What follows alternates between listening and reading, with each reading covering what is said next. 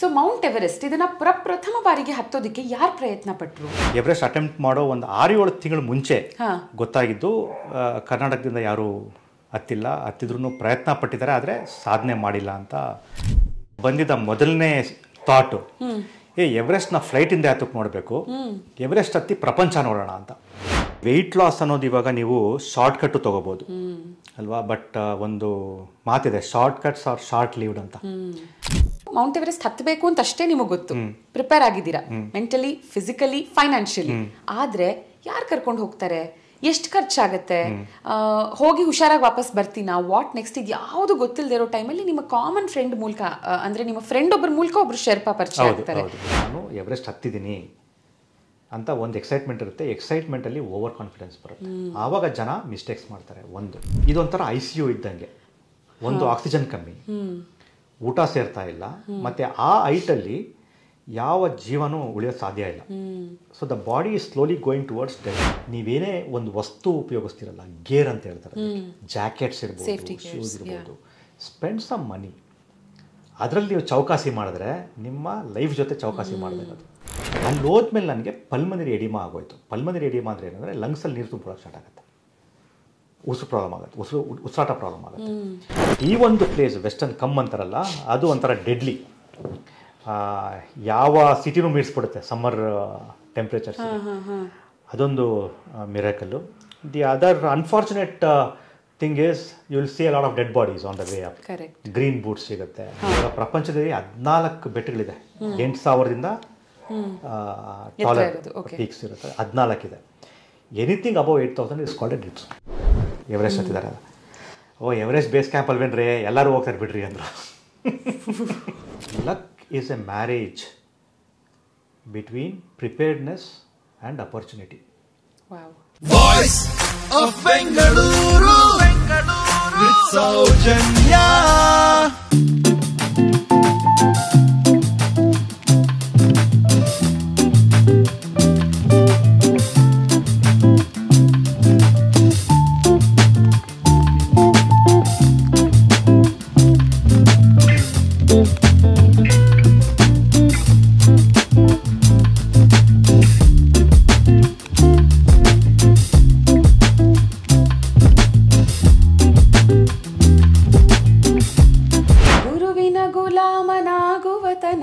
ದೊರೆಯದಣ್ಣ ಮುಕುತಿ.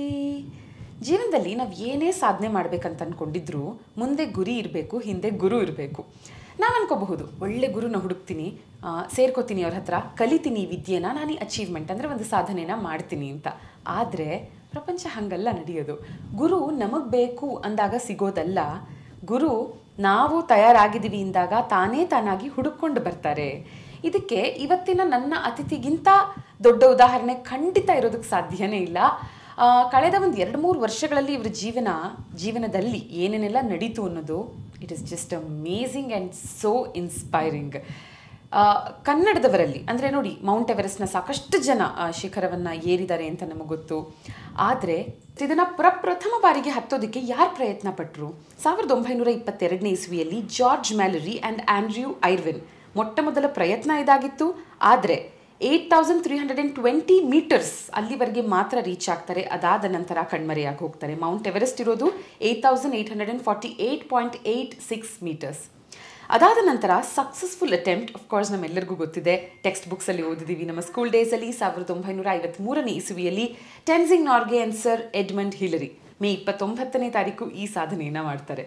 ಅದಾದ ನಂತರ ಪ್ರಪಂಚದಾದ್ಯಂತ ಸಾಕಷ್ಟು ಜನ ಈ ತುದಿಯನ್ನು ಮುಟ್ಟಿ ಬಂದಿದ್ದಾರೆ, ಶಿಖರವನ್ನು ಮುಟ್ಟಿ ಬಂದಿದ್ದಾರೆ, ಮೌಂಟ್ ಎವರೆಸ್ಟ್ ಹತ್ತಿರುವಂಥ ಖ್ಯಾತಿಯನ್ನು ಗಳಿಸಿದ್ದಾರೆ. ಭಾರತದಲ್ಲಿ ಕೂಡ ಸಾಕಷ್ಟು ಜನ. ಆದರೆ ಕರ್ನಾಟಕದ ಮೊದಲಿಗರು ಇವರು ಮೌಂಟ್ ಎವರೆಸ್ಟ್ ಈ ಶಿಖರವನ್ನು ತುದಿಯನ್ನು ಮುಟ್ಟಿ ವಾಪಸ್ ಬರೋದಕ್ಕೆ. ಲೆಟ್ಸ್ ವೆಲ್ಕಮ್ ಸುನಿಲ್ ನಟರಾಜ್ ಅವ್ರನ್ನ ಟು ಇವತ್ತಿನ ಶೋ. ಹೆಲೋ ಸರ್, ನಮಸ್ಕಾರ. ನಮಸ್ಕಾರ. ಸೊ ನಾನು ಸ್ಟಾರ್ಟಿಂಗಲ್ಲೇ ಹೇಳಿದ ಹಾಗೆ, ಗುರು, ಒಬ್ಬ ಒಳ್ಳೆ ಗುರು ನಾನು ಹುಡ್ಕೊಂಡು ಹೋಗ್ತೀನಿ, ಸೇರ್ತೀನಿ ಅಂದರೆ it doesn't work that way. ಅಂದರೆ ಇದು ಬರೀ ಒಂದು ಮೌಂಟ್ ಎವರೆಸ್ಟ್ ಹತ್ತೋದಕ್ಕೆ ಅಷ್ಟೇ ಅಲ್ಲದೆ ಜೀವನದಲ್ಲಿ ನಾವು ಏನೇ ಮಾಡ್ಬೇಕಂತಿದ್ರು ನಾವು ತಯಾರಾಗಿದ್ದರೆ, ನಮ್ಮ ಮನಸ್ಥಿತಿ ಸರಿಯಾಗಿದ್ದರೆ ಗುರು ತಾನಾಗಿ ಹುಡ್ಕೊಂಡು ಬರ್ತಾನೆ ಅನ್ನೋದಕ್ಕೆ ನಿಮಗಿಂತ ಒಂದು ದೊಡ್ಡ ಉದಾಹರಣೆ ಇರೋದಕ್ಕೆ ಸಾಧ್ಯನೇ ಇಲ್ಲ. ಸೊ ನಿಮ್ಮ ಜರ್ನಿ ತುಂಬ ಇನ್ಸ್ಪೈರಿಂಗ್ ಆಗಿದೆ. ನಿಮಗೆ ಒಂಥರ ನಾರ್ಮಲ್ ಆಗಿರೋದು ತುಂಬ ಬೋರಿಂಗ್ ಅಂತ ಅನ್ಸುತ್ತೆ, ಕಂಫರ್ಟ್ ಝೋನ್ನ ನೀವು ಇಷ್ಟಪಡಲ್ಲ. ಇನ್ಫ್ಯಾಕ್ಟ್ ನಾವೆಲ್ಲರೂ ಹಾಗೆ ಇರಬೇಕು, ಕಂಫರ್ಟ್ ಝೋನಲ್ಲಿ ಇರಬಾರ್ದು. ಹೀಗೆ ಕಂಫರ್ಟ್ ಝೋನಿಂದ ಆಚೆ ಬರೋ ಒಂದು ಮನಸ್ಥಿತಿಯಲ್ಲಿ ಸಾಕಷ್ಟು ಪ್ರಯತ್ನಗಳನ್ನು ಮಾಡ್ತೀರಾ. ಅದರಲ್ಲಿ ಒಂದು ಮೌಂಟ್ ಎವರೆಸ್ಟ್ ಹತ್ತಬೇಕು ಅಂತ ಅನ್ಕೊಂಡಿದ್ದು. ಸರ್, ನಿಮಗೆ ನನ್ನ ಮೊದಲ ಪ್ರಶ್ನೆ, ನಾನೇ ಮೊದಲಿಗ ಕನ್ನಡಿಗನಾಗಿ ಇದನ್ನ ಹತ್ತಿ ಇಳಿದು ಬಂದರೆ ಸಕ್ಸಸ್ಫುಲಿ ನಾನೇ ಮೊದಲಿನಾಗ್ತೀನಿ ಅಂತ ನಿಮಗೆ ಗೊತ್ತಿತ್ತಾ? ಬಿಕಾಸ್ ಅದು ಗೊತ್ತಿದ್ರೆ ಒಂದು ಮೋಟಿವೇಶನ್ ಇರುತ್ತೆ. ನಿಮಗೆ ಗೊತ್ತಿತ್ತಾ ಇನ್ನು ಯಾರು ಇವರಿಗೆ ಈ ಸಾಧನೆ ಮಾಡಿಲ್ಲ ಅಂತ? ಗೊತ್ತಿರಲಿಲ್ಲ. ಗೊತ್ತಿರಲಿಲ್ಲ. ಅದು ನಾನು ಎವರೆಸ್ಟ್ ಅಟೆಂಪ್ಟ್ ಮಾಡೋ ಒಂದು 6-7 ತಿಂಗಳು ಮುಂಚೆ ಗೊತ್ತಾಗಿದ್ದು. ಕರ್ನಾಟಕದಿಂದ ಯಾರು ಹತ್ತಿದ್ರು ಪ್ರಯತ್ನ ಪಟ್ಟಿದ್ದಾರೆ, ಆದರೆ ಸಾಧನೆ ಮಾಡಿಲ್ಲ ಅಂತ 6 ಮಂತ್ಸ್ ಮುಂಚೆ ಗೊತ್ತಾಗಿತ್ತು. ಅದ್ರ ಮುಂಚೆ ಗೊತ್ತಿರಲಿಲ್ಲ. Okay. The way you prepared ತುಂಬಾ ಅದ್ಭುತವಾಗಿದೆ. ಫಸ್ಟ್ ಐ ಥಿಂಕ್ 2011ನೇ ಇಸ್ವಿನಲ್ಲ ಪರಿಕ್ರಮಕ್ಕೆ ಅಂತ ನೀವು ಈಶಾ ಫೌಂಡೇಶನ್ ಸದ್ಗುರು ಅವ್ರ ಜೊತೆ ಹೋಗ್ತೀರಾ ಕೈಲಾಸ ಮಾನಸ ಸರೋವರದ ಪರಿಕ್ರಮ ಮಾಡೋದಕ್ಕಂತ. ಅಂಡ್ ಅವತ್ತು because of bad weather conditions ನಿಮಗೆ ಅದು ಸಾಧ್ಯವಾಗಲಿಲ್ಲ. ಅದು ಕಾಠ್ಮಂಡು ಅಲ್ಲಿ 1-2 ದಿನ ಎಕ್ಸ್ಟ್ರಾ ಟೈಮ್ ಸಿಗ್ತಾರೆ. ಆವಾಗ ಯಾರೋ ಹೇಳಿದ್ರು ಎವರೆಸ್ಟ್ ಫ್ಲೈಟ್ ತಗೊಳ್ಳಿ, ಎವರೆಸ್ಟ್ ತೋರಿಸ್ತಾರೆ ಅಂತ. ಸೊ ಅದನ್ನು ಎಲ್ಲ ಬುಕ್ ಮಾಡಿದ್ವಿ, ಮುಂದಿನ ದಿನ ಹೋದ್ವಿ. ಆದರೆ ವೆದರ್ ಪ್ರಾಬ್ಲಮಿಂದ ಅದು ಕ್ಯಾನ್ಸಲ್ ಆಯಿತು ಫ್ಲೈಟ್. ಆವತ್ತು ನನಗೆ ಬಂದಿದ್ದ ಮೊದಲನೇ ಥಾಟು, ಎವರೆಸ್ಟ್ನ ಫ್ಲೈಟಿಂದ ಯಾತಕ್ಕೆ ನೋಡಬೇಕು, ಎವರೆಸ್ಟ್ ಹತ್ತಿ ಪ್ರಪಂಚ ನೋಡೋಣ ಅಂತ. ಇವತ್ತಿಗೂ ಆ ಥಾಟ್ ನೆನೆಸ್ಕೊಂಡ್ರೆ ನನಗೆ ಮೈ ಜುಮ್ ಅನ್ನತ್ತೆ. So this is what is called a dream. Dream ಅಂದರೆ ಮಲಗ್ಬಿಟ್ಟು ನೋಡೋದಲ್ಲ. It can be a simple thought. ಆ ಥಾಟ್ ಹೆಂಗಿರ್ಬೇಕು ಅಂದರೆ ನಿಮ್ಮನ್ನು ಎಚ್ಚರ ಮಾಡಬೇಕು. ನಮ್ಮ ಅಬ್ದುಲ್ ಕಲಾಂ ಸರ್ ಹೇಳಿದಾರಲ್ಲ, your dream should not allow you to sleep ಅಂತ. ಆವತ್ತು ಗೂಸ್ ಬಂಪ್ಸ್ ಬಂತು, ಇವತ್ತು ಬರ್ತಾ ಇದೆ. ನಾನು ಹೇಳಿದಾಗೆಲ್ಲ ಬರುತ್ತೆ. ಆ ಒಂದು ಥಾಟ್ನ ನಾನು ಡೌಟ್ ಪಡಲಿಲ್ಲ. ಸೊ ಅಲ್ಲಿಂದ ಪ್ರಯತ್ನ ಸ್ಟಾರ್ಟ್ ಆಗಿತ್ತು. ಒಂದೊಂದ್ಸತಿ ಹೇಳ್ತಾರೆ some dreams can take life times ಅಂತ. ನನ್ನ ಡ್ರೀಮ್ ಅದು ಮ್ಯಾನಿಫೆಸ್ಟ್ ಆಗೋದಕ್ಕೆ 11 ವರ್ಷ ಆಯಿತು. So it was just a simple thought. ನಾನು ಮೌಂಟೇನಿಯರ್ ಅಲ್ಲ, ಮೌಂಟೇನಿಯರಿಂಗ್ ಪ್ಯಾಷನ್ನೂ ಇರಲಿಲ್ಲ ನನಗೆ. This just came as a thought and that thought was so big. ನಾನು ಅದುವರೆಗೂ ಆ ಥರ ಏನು ಅಚೀವೇ ಮಾಡಿಲ್ಲ. ಅಷ್ಟು ದೊಡ್ಡ ಅಚೀವ್ಮೆಂಟು. ಬಟ್ ಡೌಟ್ ಬರಲಿಲ್ಲ, ಭಯ ಆಗಲಿಲ್ಲ. So that is what took me forward. Okay. So ಇದಕ್ಕೆ ಸಾಕಷ್ಟು ದುಡ್ಡು ಖರ್ಚಾಗುತ್ತೆ ಅಂತ ಗೊತ್ತು. ಆ ದುಡ್ಡನ್ನ ನೀವು ಕೂಡಿಟ್ಕೋಬೇಕು ಅಂತಾನೆ ಒಂದಷ್ಟು ವರ್ಷ ದುಡಿತೀರಾ. ದುಡ್ಡು ಕೂಡಿಟ್ಕೊಂಡು ಆಮೇಲೆ ನಾನು ಎವರೆಸ್ಟ್ ಹತ್ತತೀನಿ ಅಂತ. ಆ ಪ್ರಯತ್ನದಲ್ಲಿ will put on a lot of wait. ಅದಾದ ಮೇಲೆ ದುಡ್ಡು ರೆಡಿ ಆಗುತ್ತೆ, ಬಟ್ ಫಿಸಿಕಲಿ ಫಿಟ್ ಆಗಿರೋದಿಲ್ಲ. ಸೊ ಎಷ್ಟು ಟೈಮ್ ತಗೊಂಡ್ರಿ ನೀವು complete I think 90s to 60s ಬರೋದಕ್ಕೆ? ಅದು ದುಡ್ಡು ಬಗ್ಗೆ ಹೇಳಿದ್ರಲ್ಲ, ಅದು ದುಡ್ಡು ನಾನು ಸೇವ್ ಮಾಡಿದ್ದು ಎವರೆಸ್ಟ್ಗೆ ಹೋಗೋದಕ್ಕಲ್ಲ. ಫಸ್ಟು ನಮ್ಮ ಸಂಸಾರ ಚೆನ್ನಾಗಿರಬೇಕು. ಯಾಕೆಂದರೆ ಎವರೆಸ್ಟ್ ಒಂದ್ಸತಿ ಏನಾಗುತ್ತೆ, ನಾನು ಹೇಳಿದ್ನಲ್ಲ, ಬರೋದು ಗ್ಯಾರಂಟಿ ಇಲ್ಲ.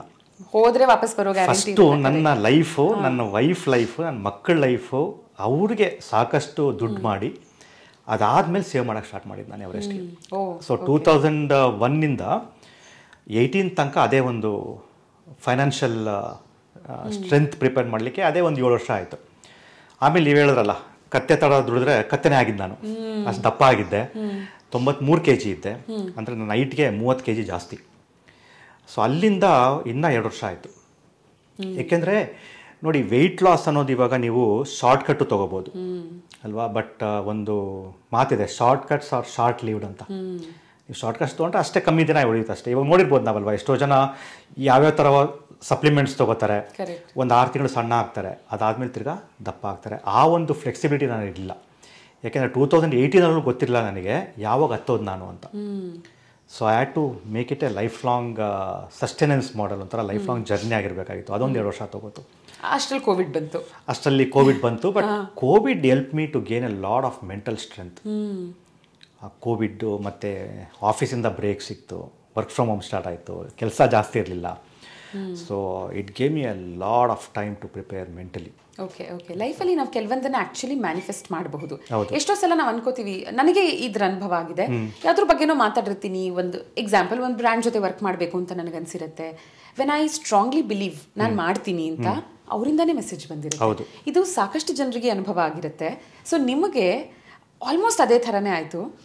ನೀವು ಮೌಂಟ್ ಎವರೆಸ್ಟ್ ಹತ್ತಬೇಕು ಅಂತ ಅಷ್ಟೇ ನಿಮಗೆ ಗೊತ್ತು, ಪ್ರಿಪೇರ್ ಆಗಿದ್ದೀರಾ ಮೆಂಟಲಿ, ಫಿಸಿಕಲಿ, ಫೈನಾನ್ಷಿಯಲಿ. ಆದರೆ ಯಾರು ಕರ್ಕೊಂಡು ಹೋಗ್ತಾರೆ, ಎಷ್ಟು ಖರ್ಚಾಗತ್ತೆ, ಹೋಗಿ ಹುಷಾರಾಗಿ ವಾಪಸ್ ಬರ್ತೀನಾ, ವಾಟ್ ನೆಕ್ಸ್ಟ್, ಇದು ಯಾವುದು ಗೊತ್ತಿಲ್ಲದೆ ಇರೋ ಟೈಮಲ್ಲಿ ನಿಮ್ಮ ಕಾಮನ್ ಫ್ರೆಂಡ್ ಮೂಲಕ, ಅಂದರೆ ನಿಮ್ಮ ಫ್ರೆಂಡ್ ಒಬ್ಬರ ಮೂಲಕ ಒಬ್ರು ಶೆರ್ಪಾ ಪರಿಚಯ ಆಗ್ತಾರೆ. ಅವ್ರು ಹೆಂಗೆ ಫಸ್ಟ್ ನಿಮ್ಮನ್ನು ರೀಚ್ ಔಟ್ ಆದ್ರು ಸರ್? ಸೊ ನನಗಿವಾಗ ಎಲ್ಲ ಆಯಿತು, ಸ್ಕಿಲ್ಸ್ ಇರಲಿಲ್ಲ. ಬೆಟ್ಟ ಅಥವಾ ಸ್ಕಿಲ್ಸೇ ಇಲ್ಲ. ಸೊ ಆವಾಗ ಒಂದೆರಡು ಕಾಲೇಜಸ್ಗೆ ಇದು ಮಾಡಿದೆ, ಅಪ್ಲಿಕೇಶನ್ ಆಗಿದೆ, ಮೌಂಟೇನಿಯರಿಂಗ್ ಇನ್ಸ್ಟಿಟ್ಯೂಷನ್ಸು. ಆದರೆ ಅವರಲ್ಲಿ ಒಂದು ಏಜ್ ಕಟ್ ಆಫ್ ಇದೆ. ಸೊ ನಾನು ಆ ಏಜ್ ಕಟ್ ಆಫ್ ಎಲ್ಲ ದಾಟ್ಬಿಟ್ಟು ಸುಮಾರು ವರ್ಷಗಳಾಗೋಗ್ಬಿಟ್ಟು. ಅಲ್ಲ, but I think oldest one Mount Everest ನ ಹತ್ತಿರೋದಕ್ಕೆ 88 ವರ್ಷದವರ, 78 ಅನ್ಸುತ್ತೆ ನನಗೆ, ಜಾಪನೀಸ್ ಅವರು. But is a Japanese. So ಆ ವಿಚಾರಕ್ಕಿಂತ ಇವಾಗ ನನ್ನ ವಿಚಾರಕ್ಕೆ ಬಂದಾಗ ಸ್ಕಿಲ್ಸೇ ಗೊತ್ತಿರಲಿಲ್ಲ. ಎಲ್ಲ ಇದೆ, ಬಟ್ ಬೆಟ್ಟನೇ ಹತ್ತಕ್ಕೆ ಬರಲ್ಲ, ಹೆಂಗತ್ತದು. ಆವಾಗ ನನ್ನ ಫ್ರೆಂಡ್ ಒಬ್ಬ ಇದ್ದ, ಯಂಗ್ ಫೆಲೋ, ಪಾಪ ಅವ್ನು ತೀರ್ಕೊಂಬಿಟ್ಟ 2 years back due to an avalanche. ಇಲ್ಲಿ ನೆಹರು ಇನ್ಸ್ಟಿಟ್ಯೂಟ್ ಆಫ್ ಮೌಂಟೇನಿಯರಿಂಗ್ ಅಲ್ಲಿ ಒಂದಷ್ಟು ಜನ ತೀರ್ಕೊಂಡ್ಬಿಟ್ರು because of a accident in mountain ಅಂತ. ರಕ್ಷಿತ್ ಅಂತ, ಅವನ ಕಡೆಯಿಂದ ಒಬ್ಬ ಶರ್ಪಾ ಪರಿಚಯ ಆದ. ಸೊ ಅದೇ ಹೇಳಿದ್ವಲ್ಲ, ಫಸ್ಟ್ ನೀವು ಹೇಳಿದ್ರಿ ಗುರುಗಳು ನಿಮ್ಮನ್ನು ಹುಡ್ಕೊಂಡ್ಬರ್ತಾರೆ ಅಂತ. ಅವ್ರು ಹುಡ್ಕೊಂಬಂದಾಗ ನಾನು ರೆಡಿಯಾಗಿದ್ದೆ. ಸೊ ಎಲ್ಲರೂ ಕೇಳ್ಬೋದು, ಯಾತಕ್ಕೆ ನಾವು ರೆಡಿ ಆಗಿದ್ದೀವಿ, ಯಾತಕ್ಕೆ ಗುರುಗಳು ಬರೋದಿಲ್ಲ ಅಂತ. ಕಾಮನ್ ಕ್ವಶನ್ ಅಲ್ವಾ ಇದು. ರೆಡಿಯಲ್ಲಿ ಒಳಗಡೆ 2 ಅರ್ಥ ಇದೆ. ಒಂದು, ನಿಮಗೆ ಸಿಕ್ಕಾಪಟ್ಟೆ ಹಸಿವಿರಬೇಕು, ತಡ್ಕೊಳಕ್ಕಾಗದಿರೋ ಅಷ್ಟು ಹಸಿವಿರಬೇಕು, ಆವಾಗಲೇ ಗುರು ಬರೋದು. ಇನ್ನೊಂದು, ಗುರು ಬಂದಾಗ ಸ್ವೀಕರಿಸ್ಬೇಕು ಅವ್ರನ್ನ. ಇವತ್ತು ನಾವು ಒಬ್ಬೊಬ್ರು ಏನಾಗಿರುತ್ತೆ, ಹಸಿವಿರುತ್ತೆ, ಗುರು ಬಂದ್ಬಿಟ್ಟು ಸ್ವಲ್ಪ ಈಗೊಂದು ಟಚ್ ಮಾಡಿದ್ರೆ ಅವ್ರನ್ನ ತಳ್ಬಿಡ್ತೀವಿ ವಾಪಸ್. ಗುರುಗಳು ಮಾಡೋದೇ ಅದು. ಬಂದಿದ ತಕ್ಷಣ ನಿಮ್ಮನ್ನು ಅಕ್ಸೆಪ್ಟ್ ಮಾಡ್ಕೊಳ್ಳೋದಿಲ್ಲ ಅವರು, ಆದಷ್ಟು ಟಚ್ ಮಾಡ್ತಾರೆ ಈಗೋನ ಟೆಸ್ಟ್ ಮಾಡೋದಕ್ಕೆ. ಸೊ ಈ ಥರ ಒಬ್ಬ ಶರ್ಪಾ ಬಂದ. ಅವನಿಗೆ ಆವಾಗ 32 ವರ್ಷ ಅಂತ ಕಾಣುತ್ತೆ. So for those who don't know, Sherpa ಅಂದರೆ ಅದೊಂದು ಕಮ್ಯುನಿಟಿ. ಅದು ಕರೆಕ್ಟ್. ಮೌಂಟೇನಿಯರಿಂಗಲ್ಲಿ ಅವರು ಟಿಬೇಟಿಂದ ನೇಪಾಲ್ಗೆ ಮೈಗ್ರೇಟ್ ಆದರು. It is a community. ಅವರು ಬೆಟ್ಟಗಳಲ್ಲೇ ಇರೋದ್ರಿಂದ they are acclimatized for that altitude. ಮತ್ತು ತೇನ್ಸಿಂಗ್ ನಾರ್ಗ್ವೆ, ಯಾರು ನಮ್ಮ ಎಡ್ಮಂಡ್ ಹಿಲರಿ ಜೊತೆ ಹೋದವರು, ಅವರು ಶರ್ಪಾನೆ. So it's a community and these are the people who take us to the mountains. ಅವರು ಗೈಡ್ಸ್ ಥರ ಬರ್ತಾರೆ ನಮ್ಮ ಜೊತೆ. ಸೊ ಆ ಥರ ಶರ್ಪಾ ಒಬ್ಬ ಪರಿಚಯ ಆಗಿ ಅವನು ನನ್ನ ಟ್ರೈನ್ ಮಾಡಿ. So that is how the journey started. That took another 1.5-2 years. Okay. So ಈ ಶೆರ್ಪಾಗಳ ಬಗ್ಗೆ ಒಂದು ಡಾಕ್ಯುಮೆಂಟ್ರಿ ನೋಡಿದ್ದೀನಿ ನಾನು. ಪಾಪ ಇವಾಗ ಏನಾಗುತ್ತೆ, ಇವಾಗ ನಿಮ್ಮ ಒಂದು ಇಂಟರ್ವ್ಯೂನಲ್ಲೂ ನಾನು ನೋಡಿದೆ, ಒಂದು 25 ಲಕ್ಷ ನಿಮ್ಗೆ ಆ ಕಾಲಕ್ಕೆ 2 ವರ್ಷ ಮುಂಚೆನೇ ಖರ್ಚಾಗಿತ್ತು ಅಂದರೆ ಒಂದು 11 ಲಕ್ಷದಷ್ಟು ನೀವು ಶೆರ್ಪಾಗೆ ಕೊಡಬೇಕಾಯ್ತು ಅಂತ. ಆದರೆ ಅದು ಅನ್ಫಾರ್ಚುನೇಟ್ಲಿ ಶೆರ್ಪಾಗೆ ಹೋಗಲ್ಲ. ಅವ್ರದ್ದು ಒಂದು ಕಂಪನಿ ಥರ ಇರುತ್ತೆ, ಒಬ್ಬ ಬಾಸ್ ಇರ್ತಾನೆ, ಆ ಕಂಪನಿಗೆ ಹೋಗುತ್ತೆ, ಇವ್ರಿಗೆ ಜಾಸ್ತಿ ಅಮೌಂಟ್ ಬರಲ್ಲ. ಈ ಕಾರಣಕ್ಕೆ ಫ್ಯೂಚರ್ ಆಫ್ ಶೆರ್ಪಾಸ್ ಹೇಗೆ ಅನ್ನೋದ್ರ ಬಗ್ಗೆ ಮಾತಾಡಿದ್ರಲ್ಲಿ ಸುಮಾರು ಜನ. ಅಂದರೆ ಇವಾಗ ನನ್ನ ಮಕ್ಕಳಿಗೆ ಈ ಪ್ರೊಫೆಷನ್ ತಗೋ ಅಂತ ನಾನು ಹೇಳಿದ್ರೆ ಅವ್ರು ತಗೊಳ್ಳಲ್ಲ. ಯಾಕಂದರೆ ಒಂದು, ಇಟ್ ಈಸ್ ಎಕ್ಸ್ಟ್ರೀಮ್ಲಿ ರಿಸ್ಕಿ, ಇನ್ನೊಂದು ದುಡ್ಡು ಸಿಕ್ಕಾಪಟ್ಟೆ ಕಡಿಮೆ ಅಂತ. ಸೊ ನಿಮ್ಮ ಮತ್ತೆ ಶೆರ್ಪಾ ಅವರ ಕಾನ್ವರ್ಸೇಷನ್ ಅಲ್ಲಿ, ನಿಮ್ಮ ಶೆರ್ಪಾ ಹೆಸರೇನು ಸರ್? ಸೆರಿಂಗ್ ಅಂತ, ಸೆರಿಂಗ್ ಶೆರ್ಪಾ. ನಿಮ್ಮಿಬ್ಬರ ಕಾನ್ವರ್ಸೇಷನ್ ಅಲ್ಲಿ ಒಂದಷ್ಟು ಮೆಮೊರಬಲ್ ಪಾಯಿಂಟ್ಸ್ ನ ಹಂಚಿಕೊಳ್ಳೋದಿದ್ರೆ? ಸುಮಾರಿದೆ. ನಾವು ಇದ್ರ ಬಗ್ಗೆನೇ ಮಾತಾಡ್ತಾ ಇದ್ವಿ. ಒಂದು, ಹೆಂಗೆ ನಿಮ್ಮ ಮಕ್ಕಳ ಬಗ್ಗೆ ಏನು ಅಂತ. ಇವಾಗ ನೀವು ಎಷ್ಟೋ ಜನ ಈ ಒಂದು ಜನ್ರೇಷನ್ ಶೆರ್ಪಾಸ್ ತೊಗೊಂಡ್ರೆ ಅವ್ರ ಮಕ್ಕಳನ್ನ ಓದಿಸ್ತಾ ಇದ್ದಾರೆ ಚೆನ್ನಾಗಿ. ಕರೆಕ್ಟ್. ಯಾಕೆಂದರೆ ಎಲ್ಲರೂ ಕಾಠ್ಮಂಡುಗೆ ಮೈಗ್ರೇಟ್ ಆಗ್ತಾ ಇದ್ದಾರೆ, ಮತ್ತು ಬೇರೆ ಸಿಟೀಸಿಗೆ ಮೈಗ್ರೇಟ್ ಆಗ್ತಾ ಇದ್ದಾರೆ ನೇಪಾಳಲ್ಲಿ. ಅಲ್ಲಿ ಸ್ಕೂಲ್ಸ್ ಇದೆ ಇವಾಗ. ಮೊದಲು ಆ ಒಂದು ಸ್ಕೂಲ್ಸು ಅದೆಲ್ಲ ಇರಲಿಲ್ಲ. ಇವರೆಲ್ಲ ಮೌಂಟೇನ್ ಪೀಪಲ್ ಇವರು, and they had to make a living, and climbing was the only option. ಇವಾಗ ಆಪ್ಷನ್ಸ್ ಹಲವಾರಿದೆ. ಸೊ ನೀವು ನಂಬೋದಿಲ್ಲ, ಎಷ್ಟೋ ಜನ ಶೆರ್ಪಾ ಮಕ್ಕಳು there all settle in the US, ಹೋಗಿ ಅಲ್ಲಿ ಚೆನ್ನಾಗಿ ಓದಿ ಸೆಟ್ಲ್ ಆಗಿದ್ದಾರೆ. So that is what the Sherpas are doing today. Correct. ಯಾರು ಪ್ಯಾಷನೇಟ್ ಆಗಿ ಫೀಲ್ಡ್ಗೆ ಬರ್ತಿಲ್ಲ, ಇವರೆಲ್ಲ ಅನಿವಾರ್ಯದಿಂದ ಬಂದವರು. ಒಂದಷ್ಟು ಜನ ಪ್ಯಾಷನೇಟ್ ಆಗಿ ಬಂದವರು ಇದ್ದಾರೆ. ಬಟ್ ಮುಂದಕ್ಕೆ the Sherpa community as climbers is decreasing. They're all becoming good professionals. So ಅದಕ್ಕೆ ಏನು ಮಾಡ್ತಾರೆ ಶೆರ್ಪಾಗಳು, ನಾನು ಇವಾಗ ನೋಡಿ ಒಂದು ಸತಿ ಅದು ಬಂದೆ, ಇವಾಗ ಅವ್ರಿಗೆ ದುಡ್ಡು ಬೇಕು. ಒಬ್ಬೊಬ್ರು ಶೆರ್ಪಾ 2-3 ಸತಿ ಹತ್ಬಿಡ್ತಾರೆ ಒಂದು ಸೀಸನಲ್ಲಿ ಎವರೆಸ್ಟ್ನ. ಅವಾಗ ಇನ್ನೂ ಜಾಸ್ತಿ ಸಂಪಾದನೆ ಮಾಡ್ಬೋದು ಅಂತ. So it's not A easy life. ಪ್ರತಿ ಸತಿ ಹೋದಾಗ್ಲೂ ಪ್ರಾಣ ಡೌಟ್ ಬರೋದು ವಾಪಸ್ಸು. ಸೊ ಅದನ್ನು ಮಾತಾಡ್ತಿದ್ವಿ. ಮತ್ತು ನಿಮ್ಮ ವೈಫು ಕಿಡ್ಸ್ ಹೆಂಗಿರ್ತಾರೆ ನೀವು ಮೌಂಟೇನಿಂಗ್ ಹೋದಾಗ. ಇವಾಗ ನನ್ನ ವೈಫು ಮತ್ತು ನನ್ನ ಮಕ್ಕಳೇ 1 ತಿಂಗಳು ಅದ್ರೋಗ್ಬಿಟ್ಟಿದ್ರು ಏನಾಗುತ್ತೋ ಅಂತ. ಸೊ ಇವ್ರದ್ದು ಅದೇ ಕಸಬು. ಎಕ್ಸಾಕ್ಟ್ಲಿ ಎಷ್ಟು ಡೇಸ್ ಆಯಿತು ಸರ್? ನನ್ನ ಎಕ್ಸ್ಪಿಡಿಷನ್ 45 days ಆಯಿತು. Totally 45 days. ಬ್ಯಾಂಗ್ಳೂರು ಬಿಟ್ಟು ಬ್ಯಾಂಗ್ಳೂರು ವಾಪಸ್ ಬರೋ ಅಷ್ಟರಲ್ಲಿ 45 ದಿನ ಆಯಿತು. ಓಕೆ. ಸೊ ಸುಮಾರು ಜನ ಈ ಎವರೆಸ್ಟ್ ಬೇಸ್ ಕ್ಯಾಂಪ್ನ ಮಾಡಿದ್ಮೇಲೆ ಆಫ್ಕೋರ್ಸ್ ಪ್ರತಿಯೊಂದೊಂದು ನಾವು ಸಮಿಟ್ ಟಚ್ ಮಾಡಿದಾಗಲೂ ವಿ ಹ್ಯಾವ್ ಟು ಸೆಲೆಬ್ರೇಟ್. ಇವಾಗ ನಾನು ಬ್ರಹ್ಮತಾಲ್ ಟ್ರೆಕ್ ಮಾಡಿದೆ ಲಾಸ್ಟ್ ಇಯರ್. ಹಿಮಾಲಯಾಸ್ಗೆ ಹೋಗ್ತೀವಿ ಅನ್ನೋದೇ ಒಂದು ಖುಷಿ, ಅದೊಂದು ಬೇರೆನೇ ಪ್ರಪಂಚ. ಅದನ್ನು ಕೂಡ ನಾವು ಸೆಲೆಬ್ರೇಟ್ ಮಾಡಿದ್ವಿ. ಅಂಥದ್ರಲ್ಲಿ I mean to say mount ಎವರೆಸ್ಟ್ನ ಸೆಲೆಬ್ರೇಷನ್ ಮುಂದೆ ನಾನು ಹೇಳ್ತಾ ಇರೋದು.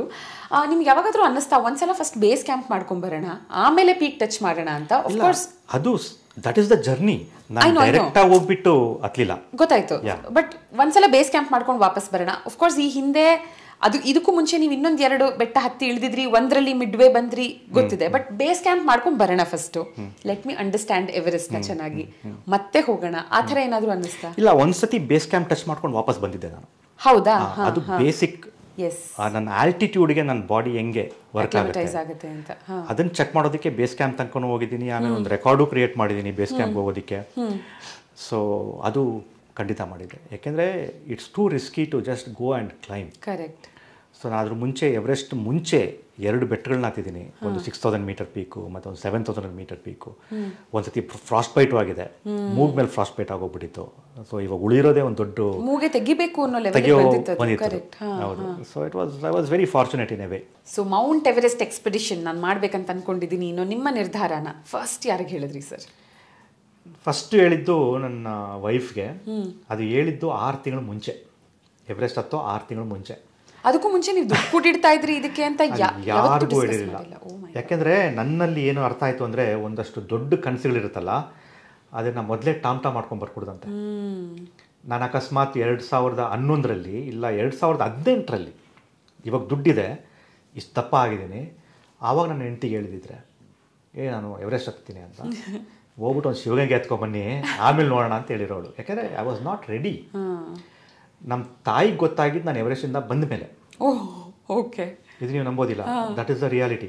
ಯಾಕಂದ್ರೆ ಅವ್ರಿಗೆ ಹೇಳಿದಿದ್ರೆ ನನಗೆ ಬೆಂಕಿ ಇಡೋರು ಯಾರು, ಮಣ್ಣು ಹಾಕೋರು ಯಾರು, ಈ ಎಮೋಷನಲ್ ಬ್ಲ್ಯಾಕ್ ಮೇಲ್ಸ್ ಅಂತ ಇದೆಯಲ್ಲ, ಅದು ಜಾಸ್ತಿ ಆಗ್ಬಿಟ್ಟಿರೋದು. ಫ್ರೆಂಡ್ಸ್ಗಂತೂ ಗೊತ್ತೇ ಇರಲಿಲ್ಲ.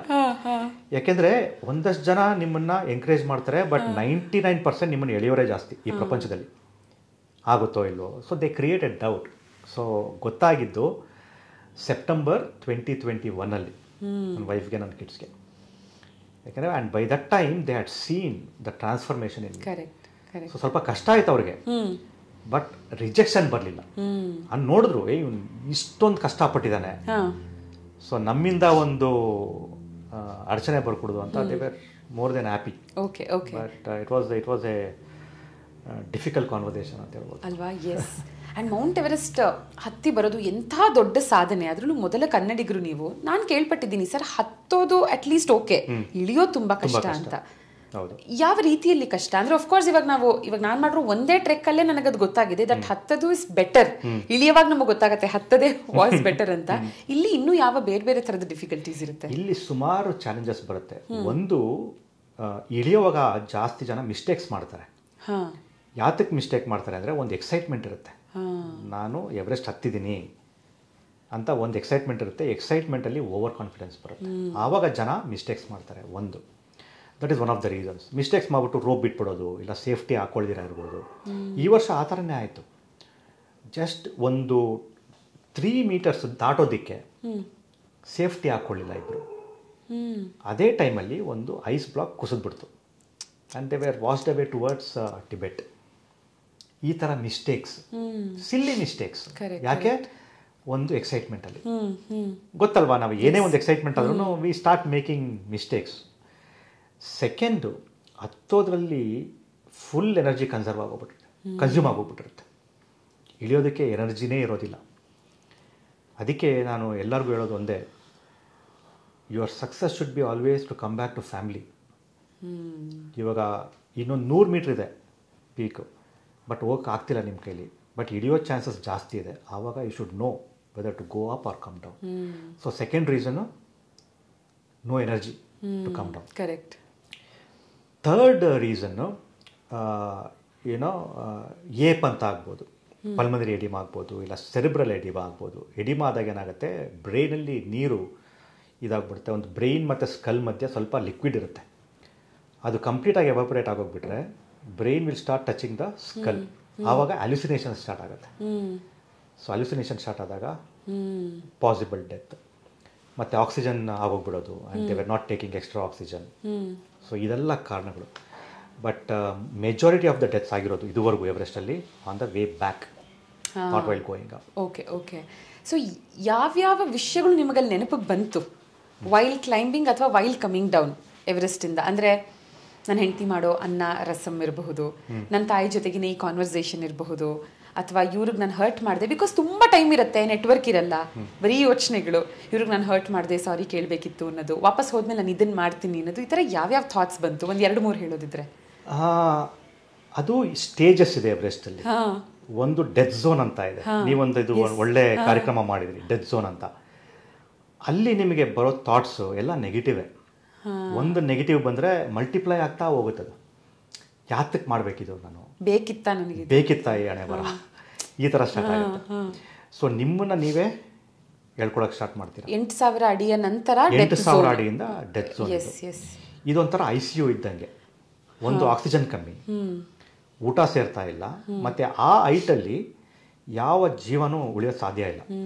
So the body is slowly going towards death. ಯಾಕಂದರೆ ಬಾಡಿಗೆ ಗೊತ್ತಿಲ್ಲ ಹೆಂಗೆ ಉಳಿಬೇಕು ಆ ಜಾಗದಲ್ಲಿ ಅಂತ. So you are going towards death. ಒಂದು you are on an ICU. So second thought start ಆಗುತ್ತೆ, ಜೀವನದಲ್ಲಿ ಹಿಂಗೆ ಮಾಡ್ಬೋದಾಗಿತ್ತಲ್ಲ, ನನಗೆ ಬರ್ತಿದ್ದಿದ್ದು ಥಾಟು ಇನ್ನೊಂದು ಸತಿ ಆಗಿ ಬರ್ಬೋದಲ್ಲ ಹೇಳ್ತೀರಾ, ಇನ್ನೊಂದು ಸತಿ ತಪ್ಕೊಬೋದಾಗಿತ್ತಲ್ಲ, ಮಕ್ಕಳನ್ನ ತಪ್ಕೊಂಬರ್ಬೋದಾಗಿತ್ತಲ್ಲ, ನಮ್ಮನೇಲಿ ಒಂದು ಲ್ಯಾಬ್ರಡಾರ್ ಇದ್ದ ಮಫಿನ್ ಅಂತ, ಅವನನ್ನು ತಪ್ಕೊಂಬರ್ಬೋದಾಗಿತ್ತಲ್ಲ, ಈ ಥರದೇ ಥಾಟ್ಸು. ಆವಾಗ ಒಂದು ಭಯ ಸ್ಟಾರ್ಟ್ ಆಗುತ್ತೆ, ನಾನು ವಾಪಸ್ ಹೋಗ್ದಿದ್ರೆ ಭಯ ಸ್ಟಾರ್ಟ್ ಆಗುತ್ತೆ. ಆವಾಗ ನೀವು ತಿಳ್ಕೊಳ್ಬೇಕು, ಭಯ ಬಂದಾಗ ಒಂದು ಹೆಜ್ಜೆ ಮುಂದೆ ಇಡಲೇಬೇಕು.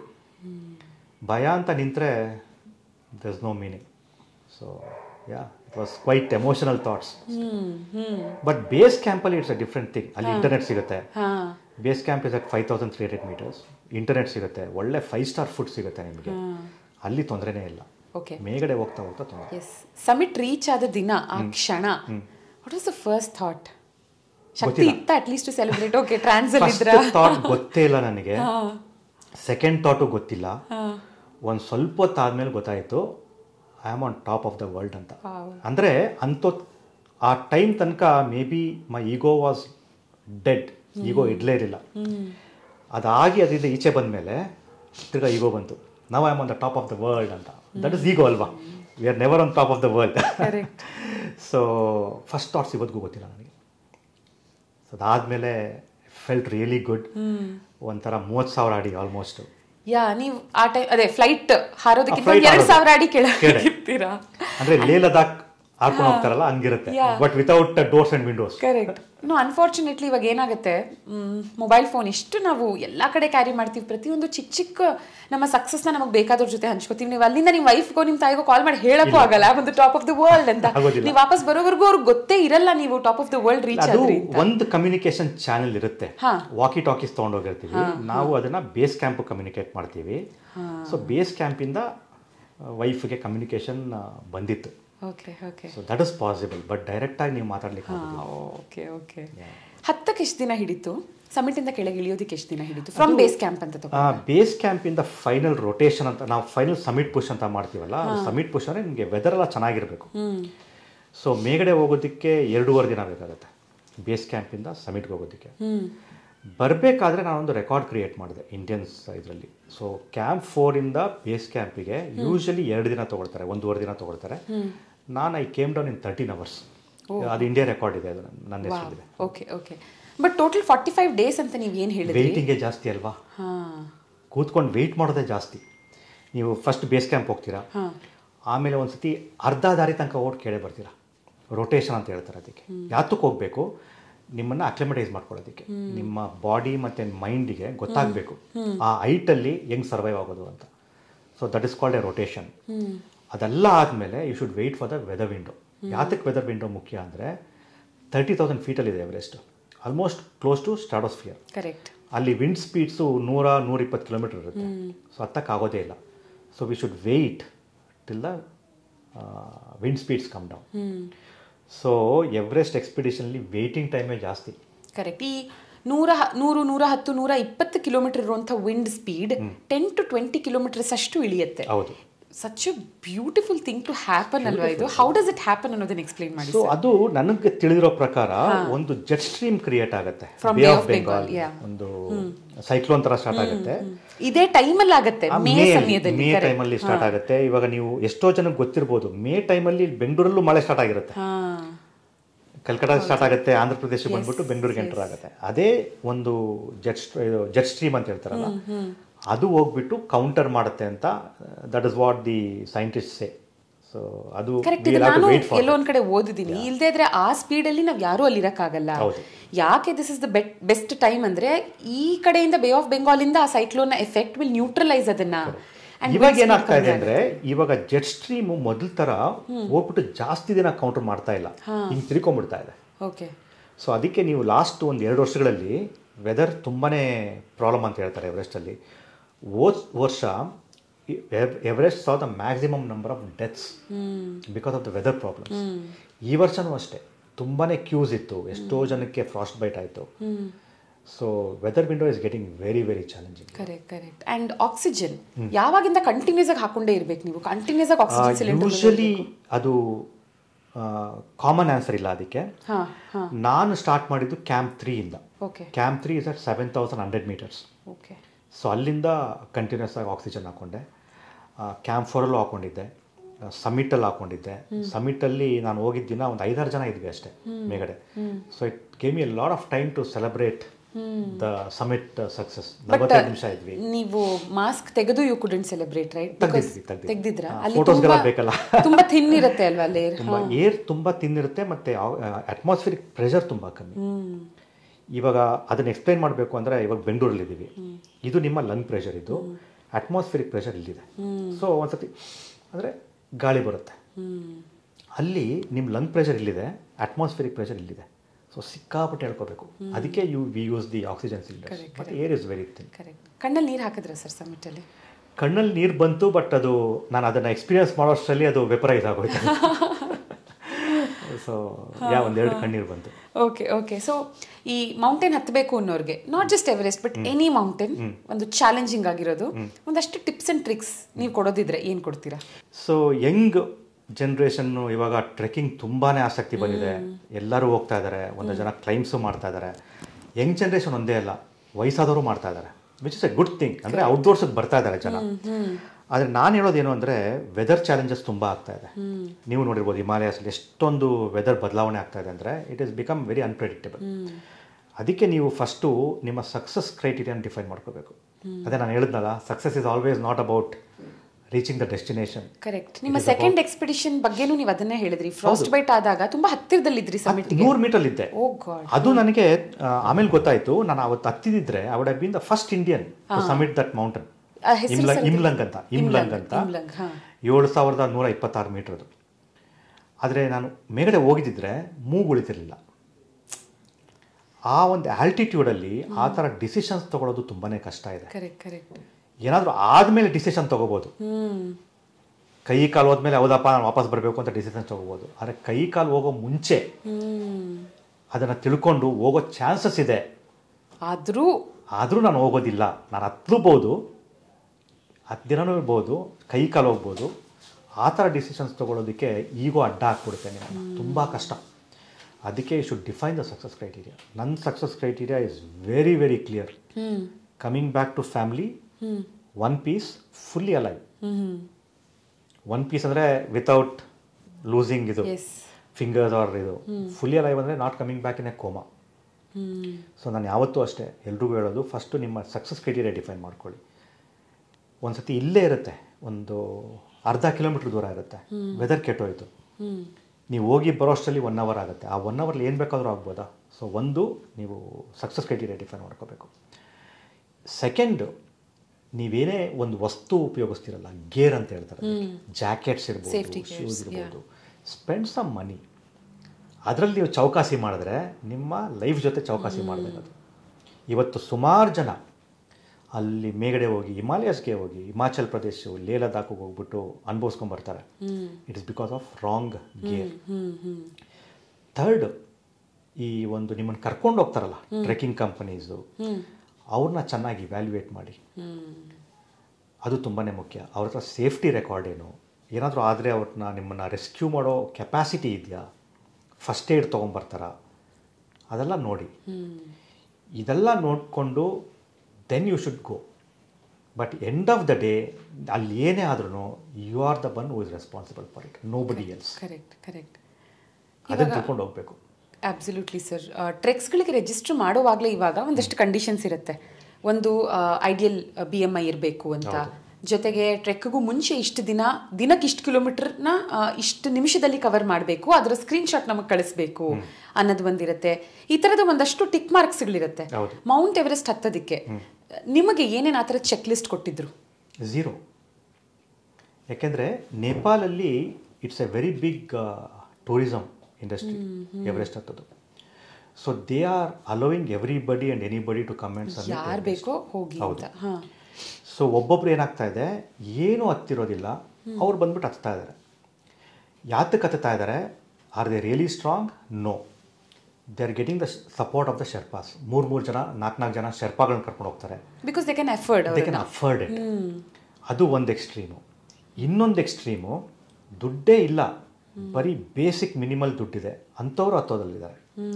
ಇವಾಗ ನಾನು I don't put my self in any of this categories. ನಾನು ಈ ಕಡೆನೂ ಇಲ್ಲ, ಈ ಕಡೆನೂ ಇಲ್ಲ, ಎಲ್ಲೋ ಒಂದು ಕಡೆ ಮಧ್ಯದಲ್ಲಿದ್ದೀನಿ. ಸೊ ಏನೇ ಮಾಡಿ ನಿಮ್ಮ ತಯಾರಿ, ನಿಮ್ಮ ರೆಸ್ಪಾನ್ಸಿಬಿಲಿಟಿ. ಒಂದು ಮೆಡಿಕಲ್ ಸರ್ಟಿಫಿಕೇಟು ಕೇಳಲ್ವಾ? ಏನು ಕೇಳೋದಿಲ್ಲ. ಓ ಮೈ ಗಾಡ್. ಏನು ಕೇಳೋದಿಲ್ಲ.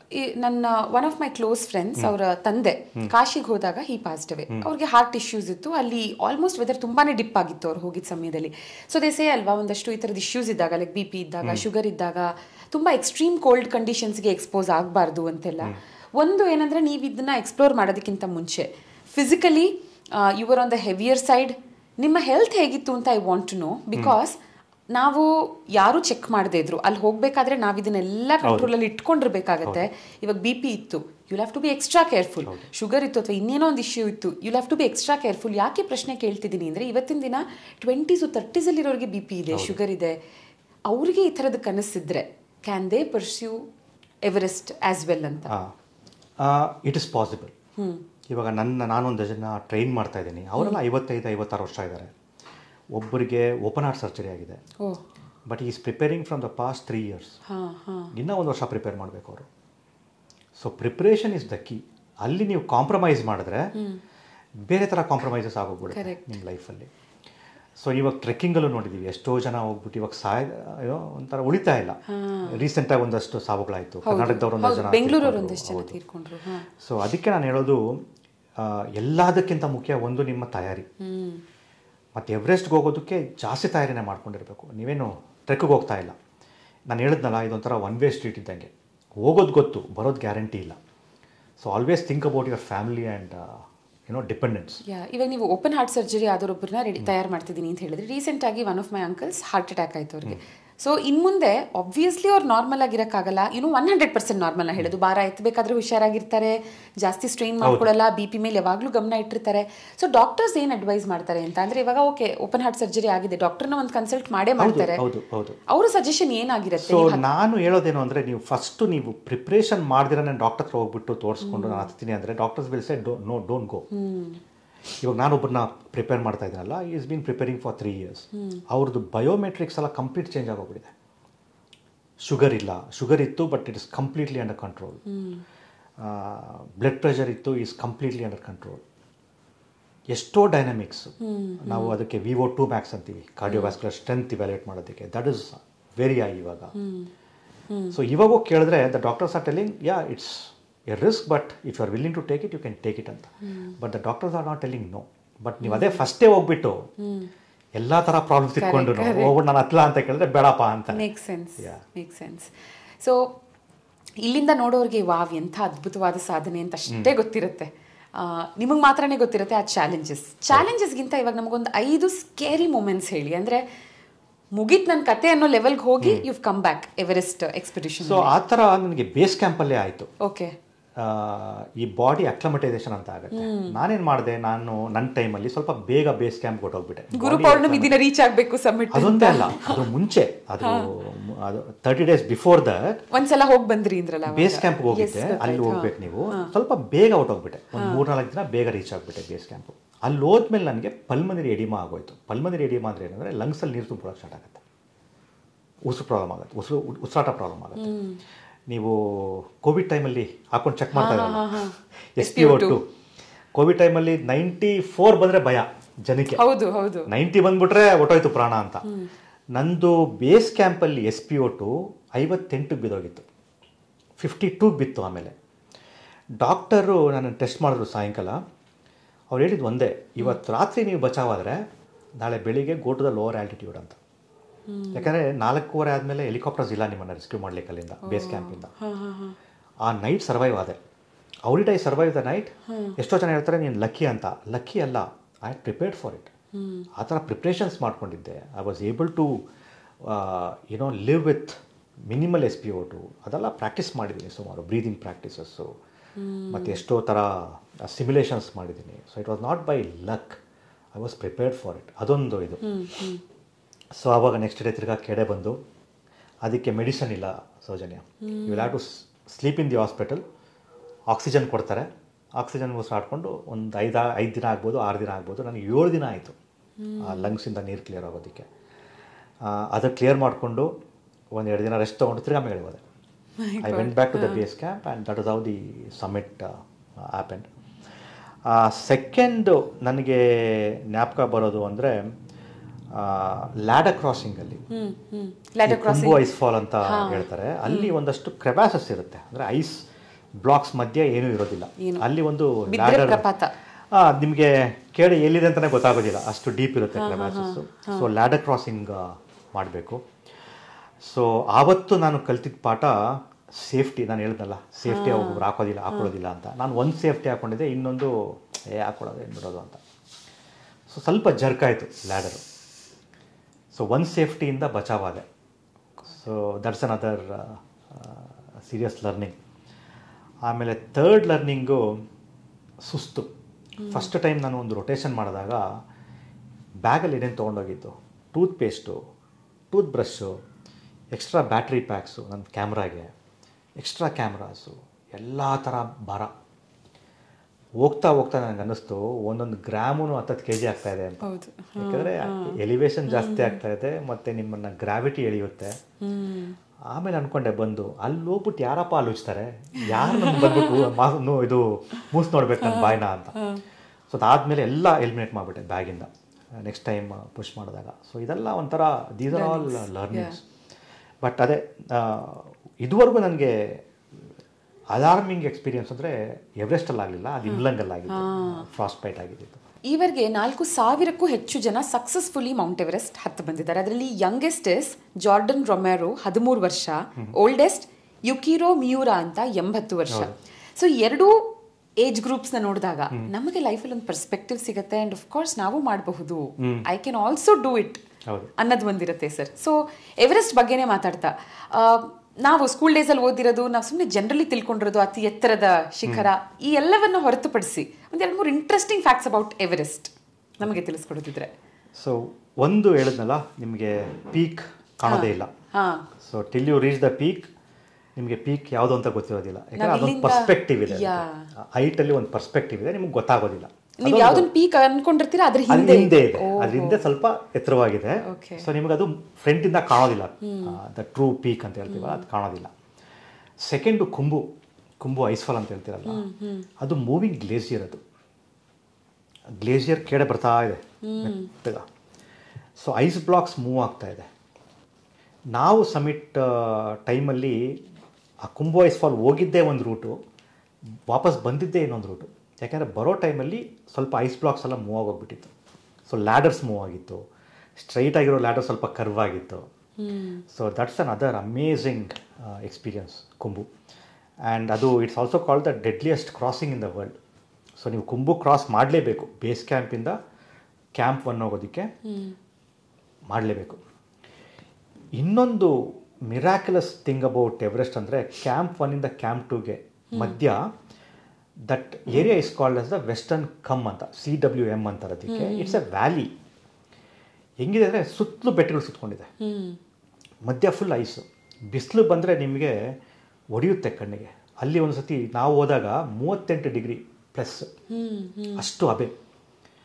ಮತ್ತು ನಾವೆಲ್ಲ ಪ್ರೊಟೆಕ್ಷನ್ಗೆ ಹಾಕ್ಕೊಂಡಿರ್ತೀವಿ, ಅವಿಯಂಗೂ ಇಲ್ಲ ಎಲ್ಲನೂ. ಸೊ ಅಲ್ಲಿ ತುಂಬಾ ಕಷ್ಟ. 6100 ಮೀಟರ್ಸಿಂದ ನಿಮಗೆ ಸೆಕೆಂಡ್ ಕ್ಯಾಂಪು 6500 ಮೀಟರ್ಸು ಎಲಿವೇಷನಲ್ಲಿ, ಒಂದು 4 ಇಂದ 4.25 ಕಿಲೋಮೀಟ್ರು ಹಾರಿಸಾಂಟಲ್ ಡಿಸ್ಟೆನ್ಸು. ಹೋಗೋದ್ರಲ್ಲಿ ಸಾಕಪ್ಪ ಅನ್ನಿಸ್ಬಿಡುತ್ತೆ. ಎವರೆಸ್ಟ್ ಅಂದರೆ ಎಲ್ಲರೂ ಬರೀ ಮಂಜುಗಡ್ಡೆನೇ ಇರುತ್ತೆ ಅನ್ನೋ ಒಂದು ಪರ್ಸೆಪ್ಷನ್ ಇರುತ್ತೆ. ಹೌದು ಹೌದು. ಇಲ್ಲಿ ಮಂಜು ಇದೆ, ಕಲ್ಲು ಇದೆ, ಬಟ್ ಸೆಕೆನೂ ಇದೆ, ಸೆಕೆನೂ ಇದೆ, ರಾತ್ರಿ ಚಳಿನೂ ಆಗುತ್ತೆ. ಬಟ್ ಈ ಒಂದು ಪ್ಲೇಸ್ ವೆಸ್ಟರ್ನ್ ಕಮ್ ಅಂತಾರಲ್ಲ, ಅದು ಒಂಥರ ಡೆಡ್ಲಿ. ಯಾವ ಸಿಟಿನೂ ಮೀರಿಸ್ಬಿಡುತ್ತೆ ಸಮ್ಮರ್ ಟೆಂಪ್ರೇಚರ್ಸ್. ಅದೊಂದು miracle. The other unfortunate thing is you will see a lot of dead bodies on the way up. Green boots ಸಿಗುತ್ತೆ, ಆಮೇಲೆ ಇಲ್ಲರಿ ಸ್ಟೆಪ್ ಹತ್ರ ಒಂದು 2 ಮೃತದೇಹಗಳು ಸಿಗುತ್ತೆ. ಅದೇ ಲ್ಯಾಂಡ್ ಮಾರ್ಕ್ ಸಿಗುತ್ತಲ್ವಾ? ಲ್ಯಾಂಡ್ ಮಾರ್ಕ್ಸು ಅದೇ, ಬಟ್ ಅದು you will have to move across ಇದೆ. ಒಂದ್ಸತಿ ಬೇಜಾರಾಗುತ್ತೆ, ಏನಪ್ಪ ಇಲ್ಲಿ ಒಂದು ಹೆಣ ಬಿದ್ದಿದೆ, ಅದನ್ನೇ ದಾಟ್ಕೊಂಡು ಹೋಗ್ತಾ ಇದೀವಲ್ಲ ಅಂತ. But that is the reality of climbing. So risks ಜಾಸ್ತಿ ಇರುತ್ತೆ. ಕರೆಕ್ಟ್. ಆ್ಯಂಡ್ ಕ್ಲೈಂಬಿಂಗ್ ರೂಟ್ಸ್ ಅಂತ ತಗೊಳ್ತಾ 18 ರೆಕಗ್ನೈಸ್ಡ್ ರೂಟ್ಸ್ ಇದೆ, ರೈಟ್? ಅದರಲ್ಲಿ south is the most generally explored ಅಂತ ನಾನು ಅನ್ಕೊಳ್ತೀನಿ. ನೀವು ತಗೊಂಡಿದ್ಯಾ ಸೌತ್ ರೂಟ್? ಇವಾಗ 2 route is what is commonly used. ಒಂದು ನಾರ್ತ್ ಸೈಡ್ ಇಂದ, ಅಂದರೆ ಟಿಬೆಟ್ ಇಂದ ಹತ್ತಬೇಕು, ಇನ್ನೊಂದು south which is Nepal side. ಅದು ನೋಡಿ, ಇನ್ನೊಂದು ಎಷ್ಟೋ ಜನಕ್ಕೆ ಗೊತ್ತಿಲ್ಲ, ಈ ರೋಪ್ಸ್ ಹಾಕ್ತಾರೆ. ಆ ರೋಪ್ಸ್ ಹಾಕೋ ಟೀಮೇ ಒಂದು specialised group of Sherpas. So first team ಹೋಗೋದು, they are called the ice fall doctors ಅಂತ. Ice fall doctors Khumbu ice fall ಇದೆಯಲ್ಲ, ಸೊ ಅದಕ್ಕೆ ಮಾತ್ರ ಅವರು ರೋಪ್ ಫಿಕ್ಸ್ ಮಾಡೋದು. ದೇ ಆರ್ ಎಕ್ಸ್ಪರ್ಟ್ಸ್, ಅದಕ್ಕೆ they are called as the ice fall doctors ಅಂತ. ಅವರು ಕುಂಭುಗೆ ರೋಪಿಂಗ್ ಮಾಡ್ತಾರೆ. So they will search for the route. So ಆ ಟೈಮಲ್ಲಿ ನಾವೆಲ್ಲ ಆರಾಮಾಗಿ ಬೇಸ್ ಕ್ಯಾಂಪಲ್ಲಿ ಕೂತ್ಕೊಂಡು ಪಿಜ್ಜಾ ಎಲ್ಲ ಸಿಗುತ್ತೆ, ತಿಂತಾ ಇರ್ತೀವಿ. ಇವ್ರು ಕಷ್ಟಪಡ್ತಿರ್ತಾರೆ ಪಾಪ. ಇದಾದಮೇಲೆ ಇನ್ನೊಂದು ಸೆಟ್ ಆಫ್ ಶರ್ಪಾಸ್ ಹೋಗ್ಬಿಟ್ಟು they will continue the rope fixing from camp 1 all the way to summit. So rope fixing ಟೀಮ್ಸ್ಗೆ ನಾವು ಎಷ್ಟು ಥ್ಯಾಂಕ್ಸ್ ಹೇಳಿದ್ರೂ ಸಾಲೋದಿಲ್ಲ. They put their lives in risk to allow other climbers to pursue their dreams. Correct. So ನಮ್ಮ ಒಂದು dream ಸಾಧನೆ ಮಾಡಬೇಕು ಅಂದರೆ ಎಷ್ಟು ಜನ ಇರ್ತಾರೆ ನೋಡಿ ನಮ್ಮ ಸುತ್ತಲೂ. It is not your dream, it becomes collective dream. ಹೌದು. ಸೊ ಅದಕ್ಕೆ ಒಂದು ನಮ್ಮ ಡ್ರೀಮ್ ಅಂತ ನನ್ನ ಡ್ರೀಮ್ ಅಂತ ಹೇಳ್ಕೊಡ್ದು. ಕನಸು ಎಷ್ಟೋ ಜನ ಸಹಾಯ ಮಾಡೋದು ನನಗೆ. Correct. That is important. And most importantly ಇವಾಗ ನಾವು ಮಾತಾಡಬೇಕು ಅಬೌಟ್ ಡೆತ್ ಝೋನ್, ಬಿಕಾಸ್ ಇದ್ರ ಬಗ್ಗೆ ನಾನು ಮಾಡಿದಂಥ ಒಂದು video it connected us on Instagram. And I'm so happy ಇವತ್ತು ನಿಮ್ಮನ್ನ ಬಂದು ಮಾತಾಡಿಸ್ತಾ ಇರೋದು, ನಿಮ್ಮಂಥ ಸಾಧಕರನ್ನ. ಆ್ಯಂಡ್ ನಮಗೆ ತುಂಬ ಮೋಟಿವೇಶನ್ ಸರ್ ಇದು. ಸೊ ಈ ಡೆತ್ ಝೋನ್ 8,000 ಅಡಿಯ ನಂತರ ಪ್ರಾರಂಭವಾಗುತ್ತೆ. ಮೌಂಟ್ ಎವರೆಸ್ಟ್ 8,848.86 ಮೀಟರ್ಸ್ ಎತ್ತರ ಇದ್ರೆ 8,000 ಮೀಟರ್ಸ್ ಇಂದ ಯಾಕೆ ಅದನ್ನು ಡೆತ್ ಝೋನ್ ಅಂತಾರೆ? ಸೊ 8,000 ಮೀಟರ್ಸ್ ಮೇಗಡೆ your body cannot sustain. So ನಿಮ್ಮ ಬಾಡಿ ಯಾವುದೇ ಒಂದು ಲಿವಿಂಗ್ ಬೀಯಿಂಗ್ ಇದೆಯಲ್ಲ, ಅದು ಆ ಆಲ್ಟಿಟ್ಯೂಡಲ್ಲಿ ಸರ್ವೈವ್ ಆಗೋದು. Almost 26,247 feet. Oh my God. So ನಿಮಗೆ ಸಪ್ಲಿಮೆಂಟಲ್ ಆಕ್ಸಿಜನ್ ಬೇಕು, ನಿಮ್ಮ ಮೆಂಟಲ್ ಸಿಚುವೇಶನ್ ಚೆನ್ನಾಗಿರಬೇಕು, ಫಿಸಿಕಲ್ ಹೆಲ್ತ್ ಚೆನ್ನಾಗಿರಬೇಕು. ಮತ್ತು ಡೆತ್ ಝೋನ್ ಯಾತಕ್ಕೆ ಕರೀತಾರೆ ಅಂದರೆ, ನನಗೆ ಅದರ ಅನಾಲಜಿ ICUಗೆ ಹೋದಂಗೆ. ICUಗೆ ಹೋಗಿದ ತಕ್ಷಣ ಫಸ್ಟ್ ಆಗೋದು ಮನುಷ್ಯನಿಗೆ ಹೊಟ್ಟೆ ಹಸಿವು ಹೊಟ್ಟೋಗ್ಬಿಡುತ್ತೆ. ಕರೆಕ್ಟ್. ICUಲಿರೋನು ಬೆಳಿಗ್ಗೆ ಇಡ್ಲಿ ಕೊಡಪ್ಪ ಅಂತ ಯಾರು ಕೇಳೋದಿಲ್ಲ. ಸೊ ಡೆತ್ ಝೋನ್ ಎಂಟ್ರ್ ಆಗ್ತಾ ಫಸ್ಟ್ ಆಗೋದೇ ಅದು. ನಿಮ್ಮ ಡೈಜೆಸ್ಟಿವ್ ಸಿಸ್ಟಮು ಕಮ್ಮಿ ಆಗುತ್ತೆ. It will stop working literally. Next ನಿಮ್ಮ ಕಿಡ್ನೀಸು ಸ್ಲೋವಾಗೆ ಕಮ್ಮಿ ಆಗುತ್ತೆ. ಸೊ ನಿಮ್ಮ ಬ್ರೈನ್ ಫಂಕ್ಷನ್ ಕಮ್ಮಿ ಆಗುತ್ತೆ. Your decision making capabilities are very very very slow. ಒಂದು ಹೆಜ್ಜೆ ಮುಂದೆ ಹಾಕಬೇಕು, ಅಲ್ಲಿ ಡೇಂಜರ್ ಇದೆ, ಅದನ್ನು ದಾಟೋಗಬೇಕು. ಇವಾಗ ಇಲ್ಲಿ ಗೊತ್ತಾಗುತ್ತೆ, ಯಾವುದಪ್ಪ ಇಲ್ಲೊಂದು ಹಳ್ಳ ಇದೆ, ನಾನು ದಾಟಬೇಕು ಅಂತ. ಅಲ್ಲಿ it is not so easy. ದಾಟ್ಲೋ ಬೇಡವೋ, ಹೆಂಗೆ ಹೋಗೋದು ಈ ಥರ. ಯುವರ್ ಎಬಿಲಿಟೀಸ್, ಕಾಗ್ನೇಟಿವ್ ಎಬಿಲಿಟೀಸ್ ಅಂತ ಹೇಳ್ತಾರಲ್ಲ, ಅದು ಸ್ಲೋ ಆಗುತ್ತೆ. ಮತ್ತು you are on supplemental oxygen. Supplemental ಆಕ್ಸಿಜನ್ಗೆ ನಾನು ಟಿಕ್ಕಿಂಗ್ ಟೈಮ್ ಬಾಂಬ್ ಅಂತ ಕರೆಯೋದು. ಸ್ಲೋ ಆಗೋದ್ರೂ ಪ್ರಾಬ್ಲಮ್ಮು, ಆಕ್ಸಿಜನ್ ಮುಗಿದೋಗ್ಬಿಡುತ್ತೆ. ಕರೆಕ್ಟ್. ಫಾಸ್ಟ್ ಆಗೋದ್ರೂ ಪ್ರಾಬ್ಲಮ್ಮು. ಯಾಕೆಂದರೆ ಫಾಸ್ಟಾಗಿ ಹೋಗ್ಬೇಕು ಅಂದರೆ ನೀವು ಜಾಸ್ತಿ ಆಕ್ಸಿಜನ್ ತೊಗೋಬೇಕು, ಪ್ರೆಷರ್ ಜಾಸ್ತಿ ಮಾಡ್ಕೋಬೇಕು, ಆವಾಗಲೂ ಬೇಗ ಮುಗಿದೋಗ್ಬಿಡುತ್ತೆ. So it is called as a ticking time bomb. So it is all equivalent to what a person experiences in ICU. So ನಾನು ಇವಾಗ ಡೆತ್ ಝೋನು ಇದುವರೆಗೂ ಎಷ್ಟು ಸತಿ 4 ಸತಿ ಹೋಗಿದ್ದೀನಿ. ಪ್ರತಿ ಸತಿ ಎಕ್ಸ್ಪೀರಿಯನ್ಸು ಬೇರೆ. ಇದೇ ಥರ ಆಗುತ್ತೆ ಅಂತ ಇಲ್ಲ. ಅಂದರೆ 4 ಸಲ 8,000 ಫೀಟ್ವರೆಗೂ 8,000 ಫೀಟ್ ತನಕ ಹೋಗಿದ್ದೀನಿ. ಒಂದು ಸತಿ ಎವರೆಸ್ಟ್ ಮಾಡಿದಾಗ, ತಿರ್ಗಾ ಇನ್ನೊಂದು ಎವರೆಸ್ಟ್ ಪಕ್ಕದಲ್ಲೇ ಒಂದು ಮೌಂಟೇನ್ ಇದೆ, ಲೋಚ್ಸೆ ಅಂತ. That is the 4th tallest, 3rd tallest ಅದು. ಅದನ್ನು ಮಾಡಿದಾಗ ತಿರ್ಗಾ ಲೋತ್ಸೆ ಅಟೆಂಪ್ಟ್ ಮಾಡಿದ್ದೆ. ಸೊ ಎವರೆಸ್ಟ್ ಸಕ್ಸಸ್ ಆಯಿತು. ಇನ್ನೊಂದು 8,000 ಪೀಕ್ಸ್ ಮಾಡಲಿಲ್ಲ ನಾನು. I have to take decisions to come back because of lot of other factors. So ಈ ಒಂದು ಕಾರಣಕ್ಕೆ I am telling I been to the death zone 4 times ಅಂತ. ಸೊ ಮಕಾಲು ಅಂತ ಒಂದು ಮೌಂಟೇನ್ ಇದೆ. ಯಾವುದೇ ಶಿಖರ ಆದರೂ 8,000 ಫೀಟ್ ಮೇಲೆ it's death zone. Any mountain, any 8,000 meter peaks ಇರುತ್ತಲ್ಲ, ಇವಾಗ ಪ್ರಪಂಚದಲ್ಲಿ 14 ಬೆಟ್ಟಗಳಿದೆ. 8,000ದಿಂದ ಟಾಲರ್ ಪೀಕ್ಸ್ ಇರುತ್ತೆ, 14 ಇದೆ. Anything above 8,000 is called a death zone. Okay okay. So Everest ಒಂದಕ್ಕೆ ಅಲ್ಲ, ಎಲ್ಲ 14 ಪೀಕ್ಸ್ಗೂ above 8,000 is a death zone. Sir also ಈ ಕ್ರಿವಾಸಸ್ ಅಂತ ಏನು ಕರಿತೀವಿ, ಇದೊಂಥರ ಬೂದಿ ಮುಚ್ಚಿದ ಕೆಂಡದ ಹಾಗೆ, ಅಂದ್ರೆ ಸ್ನೋ ಕವರ್ ಆಗಿರಬಹುದು. ಅಲ್ಲಿ ಡೀಪ್ ಗ್ಲೇಷಿಯರ್ಸ್, ಅಂದ್ರೆ ಅಲ್ಲಿಂದ ಬಿದ್ದರೆ ಪ್ರಪಾತ ಅನ್ನೋಂಥ ಗ್ಲೇಷಿಯರ್ಸ್ ನಾವು ಗಮನಿಸಲಿಲ್ಲ ಅಂದ್ರೆ ಮುಗಿತು ಕಥೆ ಏನೋ ಹಾಗೆ. ಈ ಥರದ್ದು ಎಷ್ಟು ನಿಮ್ಮ ಎಕ್ಸ್ಪೀರಿಯನ್ಸ್ಗೆ ಬಂತು? ಸುಮಾರು ಸಿಗುತ್ತೆ ನಿಮಗೆ. ಕುಂಭು ಐಸ್ ಫಾಲ್ ಅಲ್ಲಿ ಓನ್ಲಿ ಕ್ರೆವಾಸಸ್ ಅಲ್ಲಿ. ಓಕೆ. ಅಡ್ವಾಂಟೇಜ್ ಅಂದರೆ ಕ್ರೆವಾಸ್ ಕಾಣಿಸುತ್ತೆ ನಿಮಗೆ, ಹೌದಪ್ಪ ಅಲ್ಲಿ ಹಳ್ಳ ಇದೆ, ನಾನು ಕಾಲು ಹಿಡ್ಕೊಡ್ದು ಅಂತ. ಓಕೆ. ಬೇರೆ ಕಡೆ ಸ್ನೋ ಕವರ್ ಆಗಿರುತ್ತೆ. ಸೊ ಅಲ್ಲಿ ತುಂಬ ಪ್ರಾಬ್ಲಮ್. ನಿಮಗೆ ಕ್ರೆವಾಸ್ ಯಾವಾಗ ಕಾಣೋದಿಲ್ವಲ್ಲ, ಇವರನ್ನೇ ಡೇಂಜರ್ ಝೋನ್. ಅದು ಯಾವಾಗ ಬೇಕಾದ್ರೂ ಕೊಲಾಪ್ಸ್ ಆಗ್ಬೋದು. ಅದಕ್ಕೆ ಒಂದಷ್ಟು ಕಡೆ ನಿಮ್ಮ ಶರ್ಪಾಸ್ ಹೇಳ್ತಾರೆ, ನಿಂತ್ಕೋಬೇಡಿ, ನೀವು ಸುಸ್ತಾಗಿದ್ರೂ ಪರವಾಗಿಲ್ಲ, ನಿಂತ್ಕೋಕೂಡದಂತ ಒಂದಷ್ಟು ಕಡೆ. ಯಾಕೆಂದರೆ ದ ಕ್ರೆವಾಸಸ್ ಕ್ಯಾನ್ ಓಪನ್. ಅದೊಂದು ಕ್ರೆವಾಸ್ ಒಂದೇ ಅಲ್ಲ, ಸೆರಾಕ್ಸ್ ಅಂತ ಇನ್ನೊಂದು ಬರುತ್ತೆ. ಸೆರಾಕ್ಸ್ ಇನ್ನೂ ಡೇಂಜರಸ್. ಇದು ನಾವೊಂದು ಬ್ರೌನ್ ಇದು ಬರುತ್ತಲ್ಲ, ರಾಕ್ ಇರುತ್ತೆ, ರಾಕ್ ಮೇಗಡೆ ಐಸ್ ಇರುತ್ತೆ. ಸೊ ಸ್ವಲ್ಪ ಐಸ್ ಎಕ್ಸ್ಟೆಂಡ್ ಆಗಿಬಿಟ್ಟು ರಾಕಿಂದ ಈಚೆ ಬಂದಿರುತ್ತೆ ಅದು. ಸೊ ನಮ್ಗೆ ಅಕಸ್ಮಾತ್ ರಾಕ್ ಮೇಲೆ ನಡ್ಕೊಂಡೋದ್ರೆ ಪರವಾಗಿಲ್ಲ. ನಾವು ಅಕಸ್ಮಾತ್ ಸೆರಾಕ್ ಮೇಲೆ ಬಂದುಬಿಟ್ಟು ಅದು ಲೂಸ್ ಆಗಿದ್ರೆ so we can fall. So crevasse and seracs ಇದೆರಡು ಸ್ವಲ್ಪ ಡೇಂಜರಸ್ ಥಿಂಗ್ಸ್. ಅದು ಕ್ಲೋಸ್ಡ್ ಇದು crevasses are more dangerous and seracs are always dangerous. ಯಾಕಂದರೆ ನಿಮಗೆ ರಾಕ್ ಯಾವುದು ಸೆರಾಕ್ ಯಾವುದು ಗೊತ್ತಾಗಲ್ಲ. Yes. And also they say that ಎವರೆಸ್ಟ್ನ ಸಕ್ಸಸ್ ರೇಟ್, ಅಂದರೆ ಹತ್ತಿ ಬಂದವರ ಸಕ್ಸಸ್ ರೇಟ್ ಇಸ್ ಜಸ್ಟ್ 29% ಅಂತ. Or is it a little more? I think it's a little bit more. But ನೀವು ಅವಾಗ ಹೇಳಿದ್ರಲ್ಲ, ಪ್ರಪಂಚದಲ್ಲಿ 5,000 to 6,000 ಜನ ಹತ್ತಿದ್ದಾರೆ.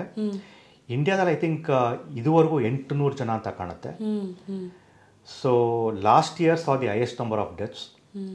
400 ಜನ ಅಟೆಂಪ್ಟ್ ಮಾಡಿದ್ರು, 23 or 24 ಡೆತ್ಸ್ ಆಯಿತು. ಮೋಸ್ಟ್ ಕಾಮನ್ ಆಗಿ ಯಾವ ಮಿಸ್ಟೇಕ್ಸ್ಗೆ ಈ ಡೆತ್ಸ್ ಆಗಿರುತ್ತೆ ಸರ್?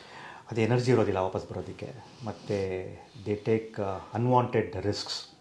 ಗೊತ್ತು ನನ್ನ ಕೈಲಿ ಆಗ್ತಾ ಇಲ್ಲ ಅಂತ ಗೊತ್ತು, ಅಂತೂ ದುಡ್ಡು ಕೊಟ್ಟು ಬಂದ್ಬಿಟ್ಟಿದ್ದೀನಿ, ತಿರ್ಗಾ ಬರೋಕ್ಕಾಗುತ್ತೋ ಇಲ್ಲೋ, ಆ ಥರ ಎಮೋಷನ್ಸ್ ಇರುತ್ತೆ, ಈಗೋ ಬರುತ್ತೆ, ಆವಾಗ ಫೆಟಾಲಿಟೀಸ್ ಜಾಸ್ತಿ. ನಿಮಗೂ ಯಾವ್ದಾದ್ರು 1 ಪಾಯಿಂಟಲ್ಲಿ ಸಾಕು ಹೊಟ್ಟೋಗೋಣ ಅನ್ನಿಸ್ತಾ?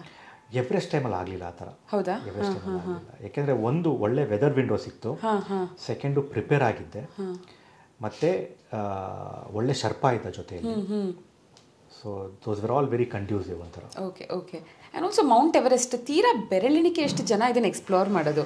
ಬಟ್ ಸರ್ಪ್ರೈಸಿಂಗ್ಲಿ ಇಲ್ಲಿ ಏರ್ ಪೊಲ್ಯೂಷನ್ ಇದೆ, ಕ್ಲೈಮೇಟ್ ಚೇಂಜ್ ಕಾಣಿಸ್ತಾ ಇದೆ, ಹ್ಯೂಮನ್ ವೇಸ್ಟ್ ಸಿಕ್ಕಾಪಟ್ಟೆ ಇದೆ, ಗ್ಲೇಷಿಯರ್ ರಿಟ್ರೀಟ್ ಅಂತ. ಸೊ ನಿಮ್ಮ ಗಮನಕ್ಕೆ ಇದೆಲ್ಲ ಬಂತಾ? ಖಂಡಿತ. Camp 4 is A garbage zone ಅದು.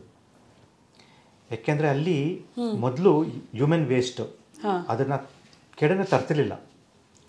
ಸೊ ನಿಮಗೆ ಫಸ್ಟು ಕ್ಯಾಂಪ್ 4 ಎಂಟ್ರ್ ಆಗಿದ ತಕ್ಷಣ, ನೀವು ಆಕ್ಸಿಜನ್ ಮಾಸ್ಕ್ ತೆಗೆದಿದ ತಕ್ಷಣ ನಿಮಗೆ ಬರೋದು ಬರೀ ಸ್ಮೆಲ್ಲೇ, ಹ್ಯೂಮನ್ ವೇಸ್ಟ್ ಸ್ಮೆಲ್ ಬರುತ್ತೆ ನಿಮಗೆ. ಸೊ ನೀವು ಆಕ್ಸಿಜನ್ ತೆಗೆದುಬಿಟ್ಟು ಅಲ್ಲಿರೋಕೆ ಆಗೋದಿಲ್ಲ, ಅಷ್ಟು ಗಲೀಜಿದೆ. ಮತ್ತು ಹಳೆ ಟೆಂಟ್ಸ್ನ ಕ್ಲಿಯರ್ ಮಾಡಿಲ್ಲ, ತುಂಬಾ ಗಾರ್ಬೇಜ್ ಇದೆ ಅಲ್ಲಿ. ಸೊ ಈ ನಡುವೆ they are taking a decision, they have taken a decision to start cleaning up. Okay. So ಇವಾಗ ನೀವು ಹೋಗೋ ಮುಂಚೆ ನಿಮಗೆ ಕಲೆಕ್ಷನ್ ಬ್ಯಾಗ್ಸ್ ಕೊಡ್ತಾರೆ, ನಿಮ್ಮ ಸ್ಟೂಲ್ಸ್ನ ನೀವೇ ವಾಪಸ್ ತೊಗೊಂಬರ್ಬೇಕು, ಅದೆಲ್ಲ ಮಾಡ್ತಾ ಇದ್ದಾರೆ.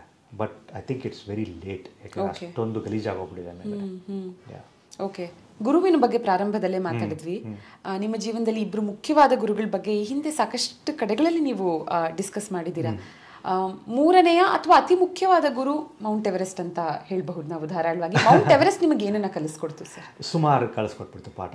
ಒಂದು, ಓವರ್ ಕಾನ್ಫಿಡೆನ್ಸ್ ಕಿತ್ತಾಕ್ತು, ಈಗೋನ ಸ್ವಲ್ಪ ಕಮ್ಮಿ ಮಾಡ್ತು, ಮತ್ತು ಡಿಸಿಷನ್ಸ್ ತೊಗೊಳೋದು ಇಂಪ್ರೂವ್ ಆಯಿತು ನಾನು. ಮತ್ತು ಇದಕ್ಕಿಂತ ದೊಡ್ಡ ಇದಿಲ್ಲ, ಬೆಟ್ಟ ಇಲ್ಲ ಹತ್ತೋದಕ್ಕೆ. ಸೊ ನನಗೆ ಕಾನ್ಫಿಡೆನ್ಸ್ ಕೊಡ್ತು, ಇದನ್ನ ಮಾಡಿದ್ಯಾ, ಇನ್ನೇನೇ ನೀನು ಕಂಡ್ರೂ ಅದನ್ನು ಸಾಧನೆ ಮಾಡ್ಬೋದು ಅಂತ ಒಂದು ಭರವಸೆ ಕೊಡ್ತು. ಓಕೆ. ಸೊ ಅದಕ್ಕೆ ಅಂತ ಕಾಣುತ್ತೆ ಎಷ್ಟೋ ಜನ ಬೆಟ್ಟಗಳಿಗೆ ಹೋಗ್ಬಿಡೋದು ಹುಡುಕೊಂಡು ಹೋಗೋದು. correct, These are all gurus. They teach you in a very indirect way. Correct. So ನಾವೆಲ್ಲರೂ ಬಹಳವಾಗಿ ನಂಬುವಂಥ ಒಬ್ಬರು ದೇವ್ರು ಇರ್ತಾರೆ, ನಮಗೆ ಒಂದು ಎನರ್ಜಿ ಕೊಡೋ ಮಂತ್ರ ಇರುತ್ತೆ. ಈ ತರ ಡ್ಯೂರಿಂಗ್ ದ ಎಕ್ಸ್ಪೆಡಿಷನ್ ಯಾವ್ದಾದ್ರು ಒಂದು ಮಂತ್ರ ಅಥವಾ ಒಂದು ಹಾಡು ನೀವು ತುಂಬಾ ಕೇಳ್ದಂಥದ್ದು, ವಿಚ್ ಮೋಟಿವೇಟೆಡ್ ಯು? ನಾನು ಸಾಯಿಬಾಬಾ ಭಕ್ತ. ಸೊ ಇವತ್ತಿಗೂ ಅಷ್ಟೇ ನನಗೆ ಏನಾದ್ರು ಸ್ವಲ್ಪ ಕಷ್ಟ ಆದರೆ, ಇವಾಗ ನಾನು ಸೈಕ್ಲಿಂಗ್ ಮಾಡ್ತಿರ್ತೀನಿ, ರನ್ನಿಂಗ್ ಮಾಡ್ತಿರ್ತೀನಿ, ಅದೊಂದು ಓಂ ಸಾಯಿರಾಮ್ ಅಂದ್ಕೊಂಡು ಹೋಗ್ತಾ ಇರೋದು. ಸೊ ಅದು ಸುಮಾರು ಸತಿ ಮಾಡಿದ್ದೀನಿ ಬೆಟ್ಟಗಳೆಲ್ಲ. Okay okay. So tough situations ಬಗ್ಗೆ ಮಾತಾಡಿದ್ವಿ, ಚಾಲೆಂಜಿಂಗು ಎಲ್ಲ ಮಾತಾಡಿದ್ವಿ, ಆದರೆ ಫನ್ನಿ ಸ್ಟೋರಿ ಯಾವ್ದಾದ್ರು ಇದೆಯಾ? ಅಂದ್ರೆ ಎವರೆಸ್ಟ್ ಟೈಮಲ್ಲಿ ಆದಂಥದ್ದು which is like so funny story ನಾನು ಯಾವುದು ಗಮನಕ್ಕೆ ಬಂದಿಲ್ಲ ನನಗೆ ಆ್ಯಕ್ಚುಲಿ ಫನ್ನಿ ಸ್ಟೋರಿ ಅಂತ. ಬಟ್ ಹೇಳಬೇಕು ಅಂದರೆ ಈ ಶರ್ಪಾಗಳಿರ್ತಾರಲ್ಲ, ಅವರು ಡ್ಯಾನ್ಸ್ ತುಂಬ ಚೆನ್ನಾಗಿ ಮಾಡ್ತಾರೆ. ಆ ನೇಪಾಳಿ ಸಾಂಗ್ ಹಾಕ್ಕೊಂಡು ಅವರು ಏನೇ ಮರೆತು ಬಂದ್ರು ಆ ಒಂದು USB ಸ್ಪೀಕರ್ ಮರೆತು ಬರೋದಿಲ್ಲ. ಅವರು ಕ್ಯಾಮ್ 4 ತನಕ ತರ್ತಾರೆ, ಅಲ್ಲೂ ಹಾಕೊಂಡು ಕುಡಿತಾರೆ. ಅವ್ರದ್ದು ನೋಡೋದೇ ಒಂಥರ ಕಣ್ಣಿಗೆ ಈತ, ಮತ್ತು ಏನೋ ಒಂಥರ ಮನಃಶಾಂತಿ ಅದು. ಅವ್ರು ಡ್ಯಾನ್ಸ್ ಮಾಡೋದು, ಅವರು ನೇಪಾಳಿ ಸಾಂಗ್ಸ್ಗೆ ಹಾಕೊಂಡು ಡ್ಯಾನ್ಸ್ ಮಾಡೋದು. So that has remained as one of the most humorous memories ಅಂತಾರಲ್ಲ, ಅದು ನನಗೆ ಅವರ ಡ್ಯಾನ್ಸ್ಗಳು. ಟಚ್ಚಲ್ಲಿ ಇದ್ದೀರಾ ನಿಮ್ಮ ಶರ್ಪಾ ಜೊತೆ? ಇನ್ನು ಖಂಡಿತ ಇವತ್ತು ಮಾತಾಡ್ತೀವಿ. ನೇಪಾಲ್ಗೆ ನಾನು ಸುಮಾರು ಸತಿ ಹೋಗ್ತಿರ್ತೀನಿ, ಕಠ್ಮಂಡುಗೆ ಹೋದಾಗೆಲ್ಲ ಭೇಟಿ ಆಗುತ್ತೆ. ಸೊ ಇನ್ನೂ ಮುಗ್ದಿಲ್ಲ, ಇನ್ನು ಸುಮಾರು ಎಕ್ಸ್ಪಿಡಿಷನ್ಸ್ ಪ್ಲಾನ್ ಇದೆ ಮುಂದಕ್ಕೆ. ಅದೇ ನನ್ನ ಮುಂದಿನ ಪ್ರಶ್ನೆ ಆಗುತ್ತೆ, ವಾಟ್ ನೆಕ್ಸ್ಟ್? ಅಂದ್ರೆ ಅತಿ ಎತ್ತರದ ಶಿಖರ ಹತ್ತದ ಮೇಲೆ, ಅಂದ್ರೆ ಇದು ಸಾಕಷ್ಟು ಜನರ ಗುರಿ, ಇದನ್ನ ಮಾಡ್ಬಿಟ್ಮೇಲೆ ಇದಕ್ಕೂ ಮೇಲೆ ಇನ್ಯಾವುದು ಶಿಖರ ಇಲ್ಲ ಅಂದ್ಮೇಲೆ what else will you do? ಇಲ್ಲ, ಅದು ಶಿಖರ ನಾನು ನೋಡಿ, ನೀವು ಹೇಳ್ತಿರಲ್ಲ ಇದು ಅತಿ ಎತ್ತರದ ಶಿಖರ, ಇದಕ್ಕಿಂತ ಇನ್ನೊಂದು ಬೆಟ್ಟ ಹತ್ತಿದ್ದೀನಿ ನಾನು ಯಾವಾಗ ಅಕ್ಟೋಬರ್ 2022 ಅದ್ರ ಹೆಸರು ಆಮಾದಾಬ್ಲಮ್ ಅಂತ. ಓಕೆ. ಅದು ನೇಪಾಳಲ್ಲೇ ಇದೆ, ಎವರೆಸ್ಟ್ ಹೋಗೋ ಝೋನಲ್ಲೇ ನಿಮಗೆ ಸಿಗುತ್ತೆ. ಅದು 6800 ಮೀಟರು. ಅದು ಹತ್ತೋದ್ರಲ್ಲಿ ತುಂಬಾ ಕಷ್ಟ. ಎವರೆಸ್ಟ್ಗಿಂತ ಕ್ಲೈಂಬಿಂಗ್ ಚಾಲೆಂಜ್ ಅಂತ ಇದೆಯಲ್ಲ, ಈ Ama Dablam is much more tougher from a climbing perspective. Okay. ಪ್ರತಿ ಒಂದು ಬೆಟ್ಟನೂ ಏನೋ ಒಂದು ಇಟ್ಕೊಂಡಿರುತ್ತೆ, ಅದರಲ್ಲಿ ಏನೋ ಒಂದು ಚಾಲೆಂಜ್ ಕೊಡುತ್ತೆ. ಸೊ ಅದು ಬೇಜಾರಾಗ್ತಿಲ್ಲ ನನಗೆ. ಬಟ್ ಇವಾಗ ನನಗೆ ಇನ್ಸ್ಪಿರೇಷನ್ ಬರ್ತಿರೋದು ಅಂದರೆ, ನನಗೆ ಸ್ವಿಟ್ಜರ್ಲ್ಯಾಂಡ್ ನೋಡಬೇಕು ಅಂತ ತುಂಬಾ ಇಷ್ಟ ಚಿಕ್ಕ ಮಗುವಿಂದ. ಸೊ ಸ್ವಿಟ್ಜರ್ಲ್ಯಾಂಡ್ ಅಂದರೆ ಆಲ್ಪ್ಸ್, ಒಳ್ಳೊಳ್ಳೆ 82 ಒಳ್ಳೊಳ್ಳೆ ಮೌಂಟನ್ಸ್ ಇದೆ ಅಲ್ಲಿ. ಎತ್ತರ ಇಲ್ಲ, ಬರೀ 4000 ಮೀಟ್ರ್ ಅಷ್ಟೇ, ಪ್ರತಿಯೊಂದೂ 4500 ಮೀಟ್ರು. ಮುಂದಿನ ವರ್ಷ ಅದೊಂದಷ್ಟು 10-15 ಪೀಕ್ಸ್ ಹತ್ತೋಣ ಅಂತ ಪ್ಲಾನ್ ಇದೆ, ನೋಡೋಣ. Okay okay. ಸೊ ಈ ಥರದ ಆಸೆ ಕನಸುಗಳಿರೋರಿಗೆ, ಈ ಥರದ ಚಾಲೆಂಜಸ್ ತಗೋಬೇಕು ಅಂತ, ಫಸ್ಟು ನಾನು ಬೆಂಗಳೂರು ಕರ್ನಾಟಕದಿಂದ ಸ್ಟಾರ್ಟ್ ಮಾಡ್ತೀನಿ ಇನ್ನೋರಿಗೆ ಯಾವ ಟ್ರೆಕ್ನ ಸಜೆಸ್ಟ್ ಮಾಡ್ತೀರಾ? ಒಂದು ಟಾಪ್ 3 ಟ್ರೆಕ್ಸ್ ಸಜೆಸ್ಟ್ ಮಾಡಿ. ಹಿಮಾಲಯ ಇದರಲ್ಲ ಕರ್ನಾಟಕದಲ್ಲಿ ಬೆಂಗಳೂರು ಔಟ್ಸ್ಕರ್ಟ್ಸ್ ಅಲ್ಲಿ, ಬಿಕಾಸ್ ಇಲ್ಲಿ ಕೂಡ trekking is actually picking up. Trek ಮಾಡಿಲ್ಲ ನಾನು, ನೇತ್ರಾವತಿ ಟ್ರೆಕ್ ಇದೆ, ಮತ್ತೆ ಕುಮಾರ ಪರ್ವತ ಇದೆ. ಬಟ್ ಏನಂದ್ರೆ ಅಲ್ಲಿ ಹೋಗ್ಬಿಟ್ಟು ಗುಂಪಲ್ಲಿ ಸಿಕ್ಕಾಪಟ್ಟೆ ಜನ ಹೋಗ್ಬಿಡ್ತಾರೆ, ಅದೊಂಥರ ಎಂಜಾಯ್ ಮಾಡ್ಲಿಕ್ಕೆ ಆಗೋದಿಲ್ಲ. ಹೌದು ಹೌದು. ಸೊ ಕುಮಾರ ಪರ್ವತ is a wonderful trek. Netravati is amazing. So ಏನು ಬೇಡ, ಒಂದಷ್ಟು ಸತಿ ಶಿವಗಂಗೆ ಹತ್ತಿ, ಅದೇ ಒಳ್ಳೆ ಇಲ್ಲದು ಕ್ಲೈಮ್ ಮಾಡೋದಕ್ಕೆ. ನಿಜ ನಿಜ. ಮತ್ತೆ ನಮ್ಮ Indian side of the Himalayas is amazing. ನೀವು ಹೇಳಿದ್ರಲ್ಲ ಬ್ರಹ್ಮತಾಲ್ಗೆ ಹೋಗಿದ್ದೆ ಅಂತ, ತುಂಬ ಚೆನ್ನಾಗಿದೆ. ಇವಾಗ Kashmir great lakes is gaining lot of momentum. Great lakes ಅಲ್ವಾ? Great lakes beautiful. ಮತ್ತು ಯಾವ ಏಜ್ ಗ್ರೂಪ್ ಬೇಕಾದ್ರೂ ಮಾಡ್ಬೋದು, ಯಾಕಂದ್ರೆ ಅಷ್ಟೊಂದು ಚಾಲೆಂಜಿಂಗ್ ಇಲ್ಲ. You are going up and down the peaks and valleys. Facilities ಚೆನ್ನಾಗಿದೆ. Okay okay. ಸೊ ನಿಮಗೆ ಟ್ರೆಕ್ ಮಾಡಲೇಬೇಕು ಬಟ್ ಯು ಆರ್ ಡೌಟ್ಫುಲ್ ಅಂದರೆ Kashmir great lakes is a wonderful place to start. Lovely lovely. So anyway ಇವಾಗ ಟ್ರೆಕ್ಗೆ register ಮಾಡಿದಾಗಲೇ ಅಲ್ಲೇ ಇರುತ್ತೆ moderate, high, ಯಾರಿಗೆ ಯಾವ್ದು ಬೇಕೋ ಅದನ್ನು ಚೂಸ್ ಮಾಡ್ಬೋದು, ರೈಟ್? ಆ್ಯಂಡ್ ಊಟ ತಿಂಡಿ ವಿಷಯಕ್ಕೆ ಬರೋಣ ಸರ್. ಇಲ್ಲಿ ನಮಗೆ ಬೆಂಗಳೂರಲ್ಲಿ we have access to everything, every cuisine of the world. So mount ಎವರೆಸ್ಟ್ನಲ್ಲಿ ನೀವು ಫ್ರಮ್ ದ ಬೇಸ್ ಕ್ಯಾಂಪ್ವರೆಗೂ ಎಲ್ಲ ಸಿಗುತ್ತೆ ಅಂತಂದ್ರಿ. ಅಲ್ಲಿಂದ ಮುಂದಕ್ಕೆ ಪೀಕ್ ರೀಚ್ ಆಗಿ, ಸಮಿಟ್ ರೀಚ್ ಆಗಿ ವಾಪಸ್ ಬರೋವರೆಗೂ ಏನೇನು ತಿಂದ್ರಿ, ಏನೇನು? So base camp is 5 star luxury, ನಿಮ್ಗೆ ಏನು ಬೇಕೋ ಸಿಗುತ್ತೆ. ಬೇಸ್ ಕ್ಯಾಂಪ್ ಆದಮೇಲೆ ಕ್ಯಾಂಪ್ 1 ನಿಮಗೆ ಅಲ್ಲಿ ಟೆಂಟ್ ಇದಿಲ್ಲ, ಏನೋ ಕುಕಿಂಗ್ ಟೆಂಟ್ ಇಲ್ಲ ಅಲ್ಲಿ. ಸೊ ಬೇಸ್ ಕ್ಯಾಂಪಿಂದ ನೀವು ತೊಗೊಂಡೋಗ್ಬೇಕು. ಸೊ ಫ್ರೋಝನ್ ಫುಡ್ ತೊಗೊಂಡೋಗ್ತೀರಾ. ಯೂಶಲಿ ನಾನು ಪ್ರಿಫರ್ ಮಾಡ್ತಿದ್ದು ರೈಸು ಮತ್ತು ಸೋಯಾ ಸಾಸು. ಅದ್ರಲ್ಲಿ ಕಾರ್ಬೋಹೈಡ್ರೇಟ್ಸ್ ಇದೆ, ಪ್ರೋಟೀನ್ಸು ಇದೆ. ಸೊ ಇಷ್ಟು ಮಾತ್ರ ನಾನು ತಿಂತಿದ್ದು. ಕ್ಯಾಂಪ್ 2 ಅಲ್ಲಿ ತಿರ್ಗಾ ಕಿಚನ್ ಇದೆ. ಕ್ಯಾಂಪ್ 2 ಇದೆ 6500 ಮೀಟರ್ಸ್. ಅಲ್ಲಿ ಯಾತಕ್ಕೆ ಕಿಚನ್ ಇದೆ ಅಂದರೆ, ಒಬ್ಬೊಬ್ಬರು 2 ದಿನ ಇರ್ತಾರೆ ಅಲ್ಲಿ, 3 ದಿನ ಇರ್ತಾರೆ. ಸೊ ಫುಲ್ ಫ್ಲೆಜ್ಡ್ ಕಿಚನ್ ಸಿಗುತ್ತೆ ಅಲ್ಲಿ. ರೈಸು, ದಾಲು, ಚಪಾತಿ ಈ ಥರದ್ದೆಲ್ಲ ಸಿಗುತ್ತೆ. ಅದು ಬಿಟ್ಟ ಮೇಲೆ it's only packed food. So boiled rice ತೊಗೊಂಡೋಗಿರ್ತೀರ. ಆ ನೆಕ್ಸ್ಟ್ ಕ್ಯಾಂಪ್ಗೆ ಹೋದ್ಮೇಲೆ ನಿಮ್ಮ ಶರ್ಪಾ ಈ will boil the water, make the rice again. So soya sauce ಹಾಕ್ಕೊಂಡು ತಿನ್ನೋದು. It's usually soya sauce and rice. ನನಗೆ ಮೆಜಾರಿಟಿ ಅವರು ಮ್ಯಾಗಿ ನೂಡಲ್ಸ್ ತೊಗೊಂಡೋಗ್ತಾರೆ, ಮ್ಯಾಗಿ ಆ ಥರ ತೊಗೊಂಡೋಗ್ಬಿಟ್ಟು ಎಂಜಾಯ್ ಮಾಡ್ತಾರೆ. But that is bare minimal. ಹಸು ಹೊಟ್ಟೋಗ್ಬಿಡುತ್ತೆ ಅದನ್ನು. ಸೊ ನೀವು 7,100 ಮೀಟರ್ಸ್ ಹೋಗೋ ಅಷ್ಟರಲ್ಲಿ ಹಸಿ ಹೊಟ್ಟೋಗ್ಬಿಟ್ಟಿರುತ್ತೆ. ನೀವೇನು ತೊಗೊಂಡೋರು ತಿನ್ನೋಕ್ಕಾಗೋದಿಲ್ಲ. ಬಟ್ ವಾಪಸ್ ಹೋಗಿದ ತಕ್ಷಣ ಫಸ್ಟ್ ಇದನ್ನು ತಿನ್ನಬೇಕು ಅನ್ಸಿದ್ದು ಯಾವುದು? ನಾನು ಕೆಳಗಡೆ ಬಂದಿದ ತಕ್ಷಣ ಫಸ್ಟ್ ಜ್ಞಾಪಕ ಬಂದಿದ್ದು ಪಿಜ್ಜಾ. ಓಕೆ. ಸೊ ಕ್ಯಾಂಪ್ 1ಇಂದನೇ ನಾನು ಬೇಸ್ ಕ್ಯಾಂಪ್ಗೆ ಹೇಳಿದೆ ವಾಕಿ ಟಾಕಿಯಲ್ಲಿ, ನಾನು ಬರ್ತಾ ಇದ್ದೀನಿ, ಒಂದು ಸ್ವಲ್ಪ ಬೇಸಿಕಾಗಿ ಪಿಜ್ಜಾ ಮಾಡಿಟ್ಟಿದ್ದೀನಿ.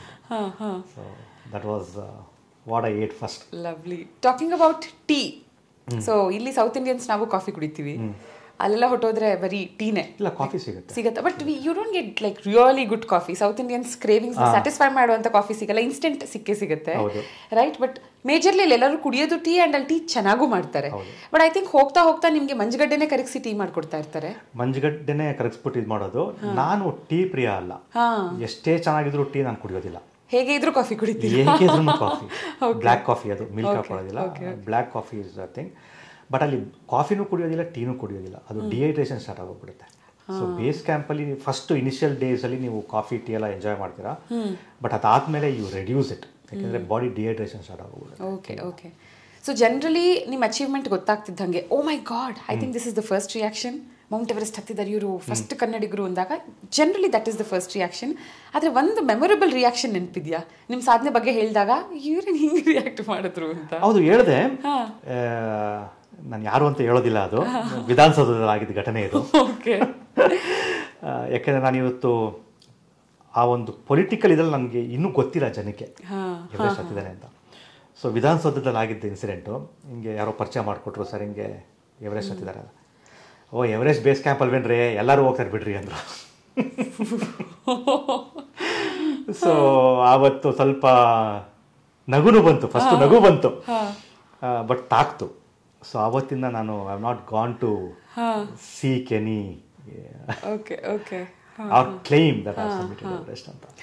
ನೋಡಿ, ನಮಗೆ ಈ ಪರ್ವತಾರೋಹಣ ಅಂತಿದ್ದ ಹಾಗೆ ಸ್ವರ್ಗಾರೋಹಣಕ್ಕೆ ಹೊರಟಂಥ ಪಾಂಡವರು ಫಸ್ಟು ಮನಸ್ಸಿಗೆ ಬರ್ತಾರೆ. ಕೊನೆಯಲ್ಲಿ ಉಳ್ಕೊಂಡಿದ್ದು ಯುಧಿಷ್ಠಿರ ಮತ್ತೆ ಒಂದು ಶ್ವಾನ, ನಾಯಿ. ಒಂದು ರಥ ಬರುತ್ತೆ ಸ್ವರ್ಗಕ್ಕೆ ಕರ್ಕೊಂಡು ಹೋಗೋದಕ್ಕೆ ಯುಧಿಷ್ಠಿರನನ್ನ. ಯುಧಿಷ್ಠಿರ ಹೇಳ್ತಾನೆ, ಇಲ್ಲಿವರೆಗೆ ನನಗೆ ಕಂಪನಿ ಕೊಟ್ಟಂಥ ನಾಯಿ, ನಾನು ಇದನ್ನು ಬಿಟ್ಟು ಬರೋದಿಲ್ಲ ಅಂತ. ಆಗ ಆ ಶ್ವಾನ ಯಮಧರ್ಮನಾಗಿ ಕಾಣಿಸ್ಕೊಂಡು, ನಾನು ಇಷ್ಟು ಹೊತ್ತು ನಿನ್ನ ಜೊತೆ ಇದ್ದಿದ್ದು ನಾನು, ಧರ್ಮದ ಈ ಪರೀಕ್ಷೆಯಲ್ಲಿ ನೀನು ಗೆದ್ದಿದ್ಯಾ ಅಂತ ಹೇಳಿ ಯುಧಿಷ್ಠಿರನ ಕಳಿಸ್ತಾನೆ. ಸೊ ಈ ಕಥೆಯಿಂದ ನಾನು ಯಾಕೆ ಈ ಕಥೆ ನರೇಟ್ ಮಾಡಿದೆ ಅಂದರೆ, ಇದರಿಂದ ಒಂದು ಪ್ರಶ್ನೆ ನಾನು ನಿಮ್ಮನ್ನ ಕೇಳಬೇಕಿತ್ತು. ಒಂದು, ಅಫ್ಕೋರ್ಸ್ ನೀವು ಡಾಗ್ ಲವರ್ ಆಗಿರೋದ್ರಿಂದ, ರೈಟ್, ನಿಮ್ಮ ಜೊತೆ ಒಂದು ಕಂಪ್ಯಾನಿಯನ್ನ ಕರ್ಕೊಂಡು ಹೋಗ್ಬೇಕು ಅನ್ನೋದಿದ್ದಿದ್ರೆ, ಕರ್ಕೊಂಡು ಹೋಗೋ ಅವಕಾಶ ಇದ್ದಿದ್ರೆ ಯಾರನ್ನ ಕರ್ಕೊಂಡು ಹೋಗ್ತಿದ್ರೆ? I mean, will it be your pet dog ಅಥವಾ ಒಂದು ನಾಯಿ, ಬೆಕ್ಕು, ವಿಚ್ ಕಂಪ್ಯಾನಿಯನ್? ನನ್ನ ಪೆಟ್ ಡಾಗ್ ಇದ್ದಾವಾಗ ಮಫಿನ್ ಅಂತ ಲ್ಯಾಬ್ರಾಡಾರ್ ಅಂತ ಇದ್ದ. I would have probably taken him. Yeah, they are lovely, you know, ಒಂಥರ ಸ್ಟ್ರೆಸ್ ಬಸ್ಟರ್ಸ್ ಅವು. ಬೊಗಳ್ತಾ ಇದ್ದಾರೆ. ಆ್ಯಂಡ್ ಯಾವ ಅನ್ಎಕ್ಸ್ಪೆಕ್ಟೆಡ್ ಆಗಿರೋ ಒಂದನ್ನು ನೋಡಿದ್ರಿ ನೀವು ಮೌಂಟ್ ಎವರೆಸ್ಟ್ ಅಲ್ಲಿ? ಅಂದರೆ you were not prepared for it, ನೀವು ಅದನ್ನು ಎಕ್ಸ್ಪೆಕ್ಟ್ ಮಾಡಿರಲಿಲ್ಲ, ಬಟ್ ಅನ್ಎಕ್ಸ್ಪೆಕ್ಟೆಡ್ ಆಗಿ ನಿಮ್ಗೆ ಇದು ಕಾಣಿಸ್ತು, ಬ್ಯೂಟಿಫುಲ್ ಆಗಿತ್ತು, ಅವ್ರು ಭಯ ಪಡಿಸೋ ಹಾಗಿತ್ತು? ನನಗೆ ಇದು ಡೆಡ್ ಬಾಡಿದ ಜಾಸ್ತಿ ಇದು ಬರೋದು. ಎಲ್ಲರೂ ಹೇಳಿದ್ರು ಡೆಡ್ ಬಾಡಿ ಸಿಗುತ್ತೆ ಅಂತ, ಬಟ್ ಅಲ್ಲಿ ಹೇಳಿದಾಗ ಅಷ್ಟೇ ತಾನೇ ನೋಡಿದ್ರಾಯ್ತು ಅನ್ನಿಸ್ತಿತ್ತು. ಬಟ್ ಅದು ರಿಯಲ್ ಆಗಿ ನೋಡಿದಾಗ ಆ ಎಮೋಷನ್ ಸಡನ್ ಆಗಿ ಸ್ಪೈಕ್ ಆಯ್ತಲ್ಲ, that was very very different. So ಇನ್ನೇನು ಕಾಣಿಸ್ಲಿಲ್ಲ. ಎಷ್ಟೋ ಜನ ಕೇಳ್ತಾರೆ, ಏನದು ಯತೀನ್ ನೋಡ್ದ, ಅದು ನೋಡ್ದ, ಇದು ನೋಡ್ದ ಅಂತ. ಇಲ್ಲ, ಏನು ನೋಡಿಲ್ಲ. Lovely sir. ಈ ಕಥೆನೇ it is so inspiring and motivating. ನಿಮ್ಮ ನಂತರ ನೀವು ಅಲ್ಲಿಗೆ ಹೋಗಿ ಬಂದ ನಂತರ ಎಷ್ಟು ಜನ ನಿಮ್ಮ ಹತ್ರ ಬಂದು ನಿಮ್ಮ ಸಾಧನೆ ಗೊತ್ತಾದ ನಂತರ ನಾನು I have to do this sir, ನನ್ನ ಗೈಡ್ ಮಾಡಿ ಅಂತ ಹೇಳಿದ್ದಾರೆ? ಸುಮಾರು ಜನ ಬಂದಿದ್ದಾರೆ. ಆ್ಯಂಡ್ ನಾನು ಗೈಡ್ ಮಾಡ್ತಾ ಇದ್ದೀನಿ. ಯಾಕೆಂದರೆ ನಮ್ಮ ಮೌಂಟೇನರಿಂಗ್ ಕಮ್ಯುನಿಟಿ ಏನಂದರೆ ಒಂಥರ ಡಿಸ್ಪರ್ಸ್ ಆಗೋಗ್ಬಿಟ್ಟಿದೆ ನಮ್ಮ ಇಂಡಿಯಾದಲ್ಲಿ. It's not like cricket or hockey, coaches ಇಲ್ಲ. Correct correct. ಎಷ್ಟೋ ಜನಕ್ಕೆ ಎಲ್ಲ ಇದೆ, ಬಟ್ ಸ್ಕಿಲ್ಸ್ ಇಲ್ಲ, ಹೆಂಗೆ ತಯಾರಿ ಮಾಡೋದು ಗೊತ್ತಿಲ್ಲ. ಕರೆಕ್ಟ್. ಆ ಥರ ಜನಗಳು ಇದ್ದಾರೆ. ಒಬ್ಬರಿಗೆ ಸ್ಕಿಲ್ಸ್ ಇದೆ, ದುಡ್ಡಿಲ್ಲ. ನಾನು ಅದೇ ಪಾಯಿಂಟಿಗೆ ಬರ್ತಿದ್ದೆ. ಇವಾಗ ಸ್ಕಿಲ್ ಇರಬಹುದು, ಹತ್ತಲೇಬೇಕು ಅನ್ನೋ ಆಸಕ್ತಿ ಇರುತ್ತೆ, ಅದಕ್ಕೆ ಬೇಕಾಗಿರೋ ಸ್ಯಾಕ್ರಿಫೈಸ್ನೂ ಅವ್ರು ಮಾಡೋದಕ್ಕೆ ತಯಾರಾಗಿರ್ತಾರೆ. ಆದರೆ ಫೈನಾನ್ಷಿಯಲಿ ನಾನು 20-25 ಲಕ್ಷ ಎಲ್ಲ ಖಂಡಿತ ಎಫರ್ಟ್ ಮಾಡೋಕ್ಕಾಗಲ್ಲ ಅನ್ನೋರು ಏನು ಮಾಡ್ಬೇಕು ಸರ್? ಅಂದರೆ ಫಂಡ್ ರೇಸ್ ಮಾಡಬೇಕಾ, ಹೋಗಿ ಅಪ್ರೋಚ್ ಮಾಡಿ ಯಾರನ್ನಾದ್ರೂ ಸ್ಪಾನ್ಸರ್ ಮಾಡು ಅಂತ ಕೇಳಬೇಕಾ, ಹೇಗೆ? ತುಂಬ ಕಷ್ಟ ಇದೆ. ಫಂಡ್ ರೈಸ್ ಮಾಡ್ಬೋದು, ಒಂದಷ್ಟು ಜನ ಮಾಡೂ ಇದ್ದಾರೆ ಫಂಡ್ ರೈಸು, ಆದರೆ ಫುಲ್ ಅಮೌಂಟ್ ಕಲೆಕ್ಟ್ ಆಗೋದಿಲ್ಲ. ಒಂದು 5-6 ಲಕ್ಷ ಕಲೆಕ್ಟ್ ಆಗುತ್ತೆ. ಒಂದಷ್ಟು ಜನ ಲೋನ್ ಮಾಡಿ ತೊಗೊಂಡು ಹತ್ತಿದ್ದಾರೆ, ಅವ್ರು ಇವತ್ತಿಗೆ ಲೋನ್ ತೀರ್ಸೋಕ್ಕಾಗ್ತಾ ಇಲ್ಲ, ಆ ಥರ ಕಷ್ಟಗಳಿದೆ. ಒಂದಷ್ಟು ಗೌರ್ಮೆಂಟ್ಸು ಇವಾಗ ರೀಸೆಂಟಾಗಿ ಗೊತ್ತಾಯ್ತು ನನಗೆ, ಒಬ್ಬರು ಮಧ್ಯಪ್ರದೇಶ ಅವರು ಗೌರ್ಮೆಂಟ್ ಅವರು, ನೀವು ಎವರೆಸ್ಟ್ ಹತ್ಬಿಟ್ಟು ಬಂದರೆ 15 ಲಕ್ಷ ಕೊಡ್ತಾರೆ. ಬಟ್ ಇನಿಷಿಯಲಿ ನೀವು ದುಡ್ಡು ಹಾಕೊಂಡು ಹೋಗ್ಬೋದು. ಕರೆಕ್ಟ್, ಹತ್ತಿ ಬಂದರೆ 15 ಲಕ್ಷ ಸಿಗುತ್ತೆ. ಸಕ್ಸಸ್ಫುಲ್ ಆಗಿ ಬಂದ್ಬಿಟ್ಟು ನೀವು ಸರ್ಟಿಫಿಕೇಟ್ ತೋರಿಸಿದ್ರೆ Madhya Pradesh government is going to give you 15.5 lakhs, which is big amount. ಅದೇ ಥರ ವೆಸ್ಟ್ ಬೆಂಗಾಲಲ್ಲಿ, ಅದೇ ಥರ ಐ ಥಿಂಕ್ ಮುಂಬೈಯಲ್ಲಿ, ಮಹಾರಾಷ್ಟ್ರದಲ್ಲಿ ಹತ್ತು ಬಂದವರಿಗೆ ಸ್ವಲ್ಪ ಆದರೂ ರೆಕಗ್ನಿಷನ್ ಇದೆ. ಬಟ್ ಬೇರೆ ಸ್ಟೇಟ್ಸ್ ಎಲ್ಲ ಇಟ್ ಇಸ್ ಮಿನಿಮಲ್, ಏನು ಇಲ್ಲವೇ ಇಲ್ಲ. ಇನ್ನೊಂದು ರೀತಿ ಸ್ಪಾನ್ಸರ್ಶಿಪ್ಸ್ ಕೇಳ್ಬೋದು, ಬಟ್ ಜಾಸ್ತಿ ಜನ ಸ್ಪಾನ್ಸರ್ ಮಾಡ್ತಾ ಇಲ್ಲ.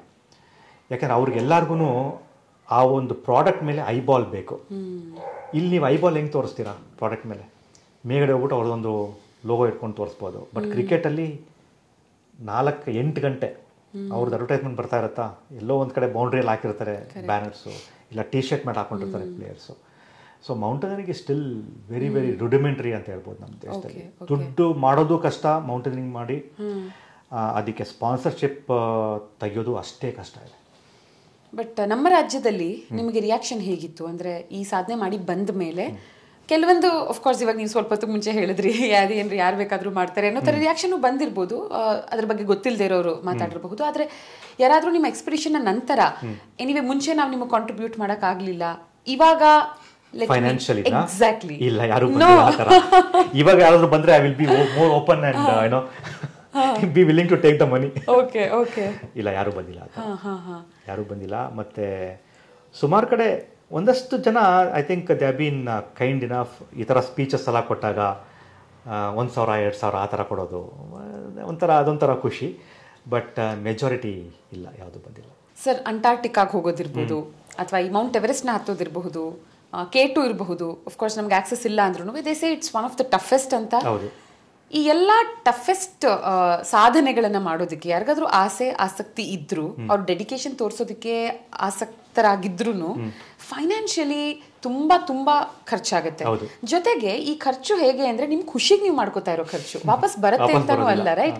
ಇವಾಗ ಯಾರೋ ಇದ್ರ ಬಗ್ಗೆ ನಾಲೆಜೇ ಇಲ್ಲದೆ ಇರೋ ಯಾಕಪ್ಪ ಬೇಕಿತ್ತು 25 ಲಕ್ಷ ಖರ್ಚು ಮಾಡ್ಕೊಂಡು ಅಲ್ಲಿ ಏನ್ ಸಿಕ್ತು ನಿನಗೆ ಅಂತಾನೂ ಕೇಳ್ಬಿಡ್ಬಹುದು.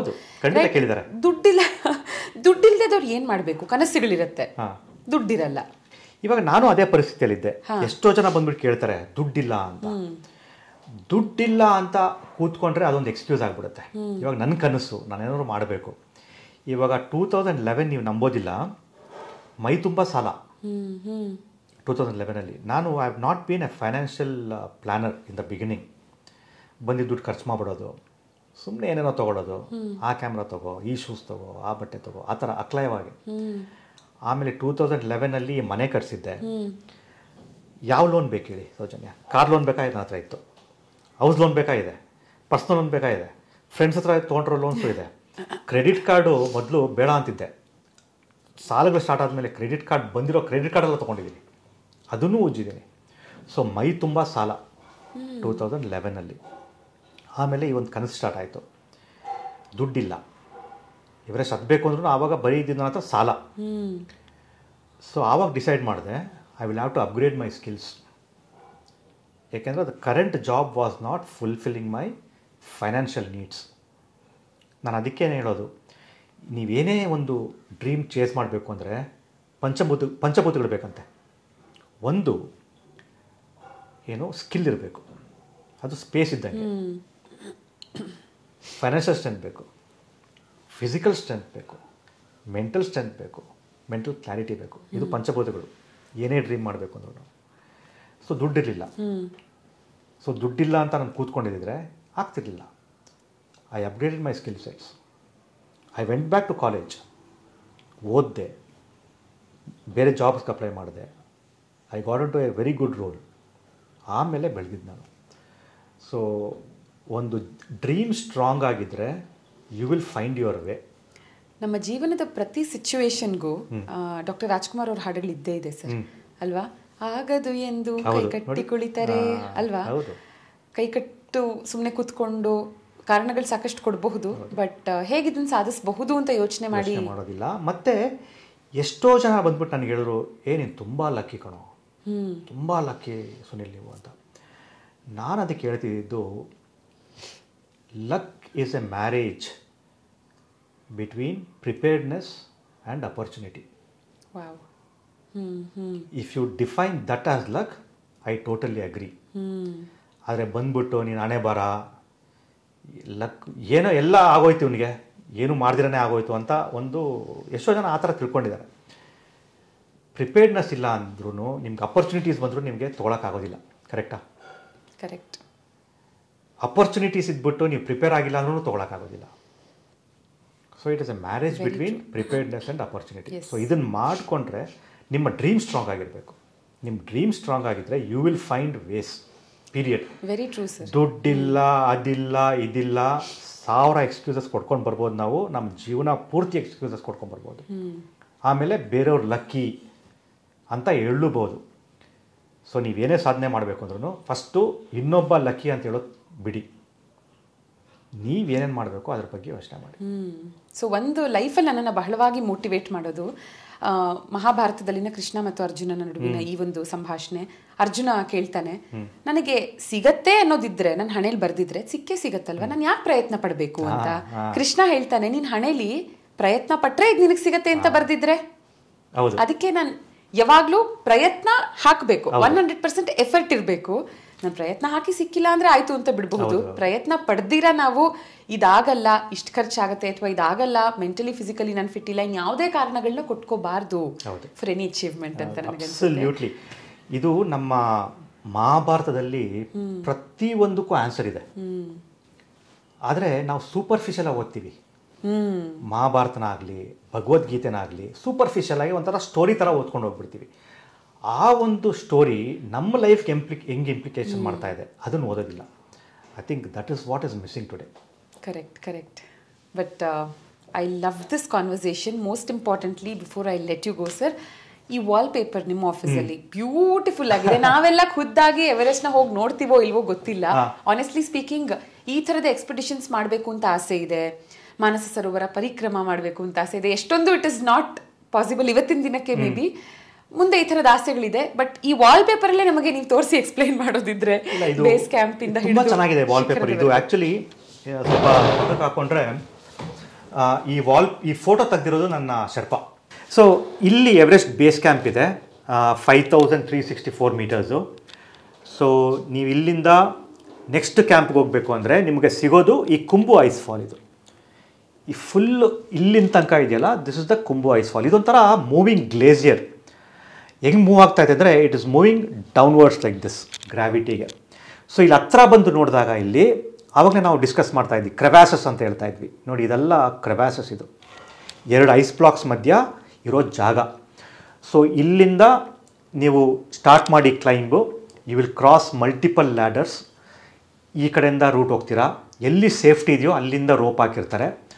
ಸೊ ಇದೆಲ್ಲ ದಾಟ್ಕೊಂಡು ಬಂದು you will eventually reach camp 1. Camp 1 ಇರೋದು ಈ ಒಂದು ಏರಿಯಾದಲ್ಲಿ. Camp 1 is at 6100 meters. ಇದು ಕ್ಯಾಂಪ್ 1 ಇದು. ಸೊ ಕ್ಯಾಂಪ್ 1 ಇಂದ ಕ್ಯಾಂಪ್ 2ಗೆ ಹೋಗಬೇಕು ಅಂದರೆ you will have to go through this valley. ಅದಕ್ಕೆ ವೆಸ್ಟರ್ನ್ ಕಮ್ ಅಂತಾರೆ. ಈ ವ್ಯಾಲಿ ಹೆಂಗಿದೆ ಅಂದರೆ it is surrounded by mountains on all the sides. ಇಲ್ಲಿ ಬೆಟ್ಟ ಇದೆ, ಇಲ್ಲಿ ಬೆಟ್ಟ ಇದೆ, ಮುಂದೆ ಬೆಟ್ಟ ಇದೆ, ಸೈಡ್ಸಲ್ಲಿ ಬೆಟ್ಟ ಇದೆ. So it is a very very warm zone. ಅಂದರೆ temperatures can go up to 42-43 degrees ಈ ಒಂದು ವ್ಯಾಲಿಯಲ್ಲಿ.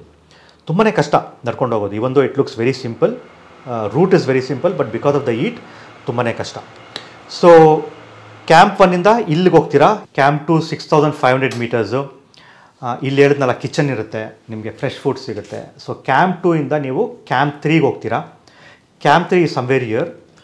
ಅದನ್ನು ದಾಟಬೇಕು ಅಂದರೆ you will get Lhotse face. Lhotse face is a very very very difficult climb, ಒಂದು ವೆರಿ ಇನ್ಕ್ಲೈನ್ಡ್ ಪಾತ್ ಅದು. ಸೊ ಕ್ಯಾಂಪ್ 3 6100 ಮೀಟರ್ಸ್ಗೆ ಹೋಗಿಬಿಟ್ಟು ಅಲ್ಲಿಂದ you take the Geneva spur. ಆಮೇಲೆ ಈ ರಿಡ್ಜ್ನ ಫಾಲೋ ಮಾಡಿ you go to this place. ಇದ್ರ ಕೆಳಗಡೆನೇ ಇರೋದು ನಿಮಗೆ camp 4. Camp 4 is 7,900 metres. So ಇಲ್ಲಿಂದ ನಿಮಗೆ ಡೆತ್ ಝೋನ್ ಅಂತ ಸ್ಟಾರ್ಟ್ ಆಗುತ್ತೆ. ಸೊ ಇಲ್ಲಿ ರೀಚ್ ಆಗಿಬಿಟ್ಟು ಇಲ್ಲಿ ಒಂದು ಅರ್ಧ ದಿನ ಕಳೆದುಬಿಟ್ಟು ಆ ಒಂದು ರಾತ್ರಿ ನಾವು ಸಮಿಟ್ ಪುಷ್ ಅಂತ ಮಾಡ್ತೀವಿ. ಸಮಿಟ್ ಪುಷ್ಗೆ ಹೋಗಬೇಕು ಅಂದರೆ ಈ ಒಂದು ರಿಡ್ಜ್ ಕಾಣ್ತಾ ಇದೆಯಲ್ಲ, ಅದು ಹಿಂದ್ಗಡೆ ಜಾಗ ಇದೆ.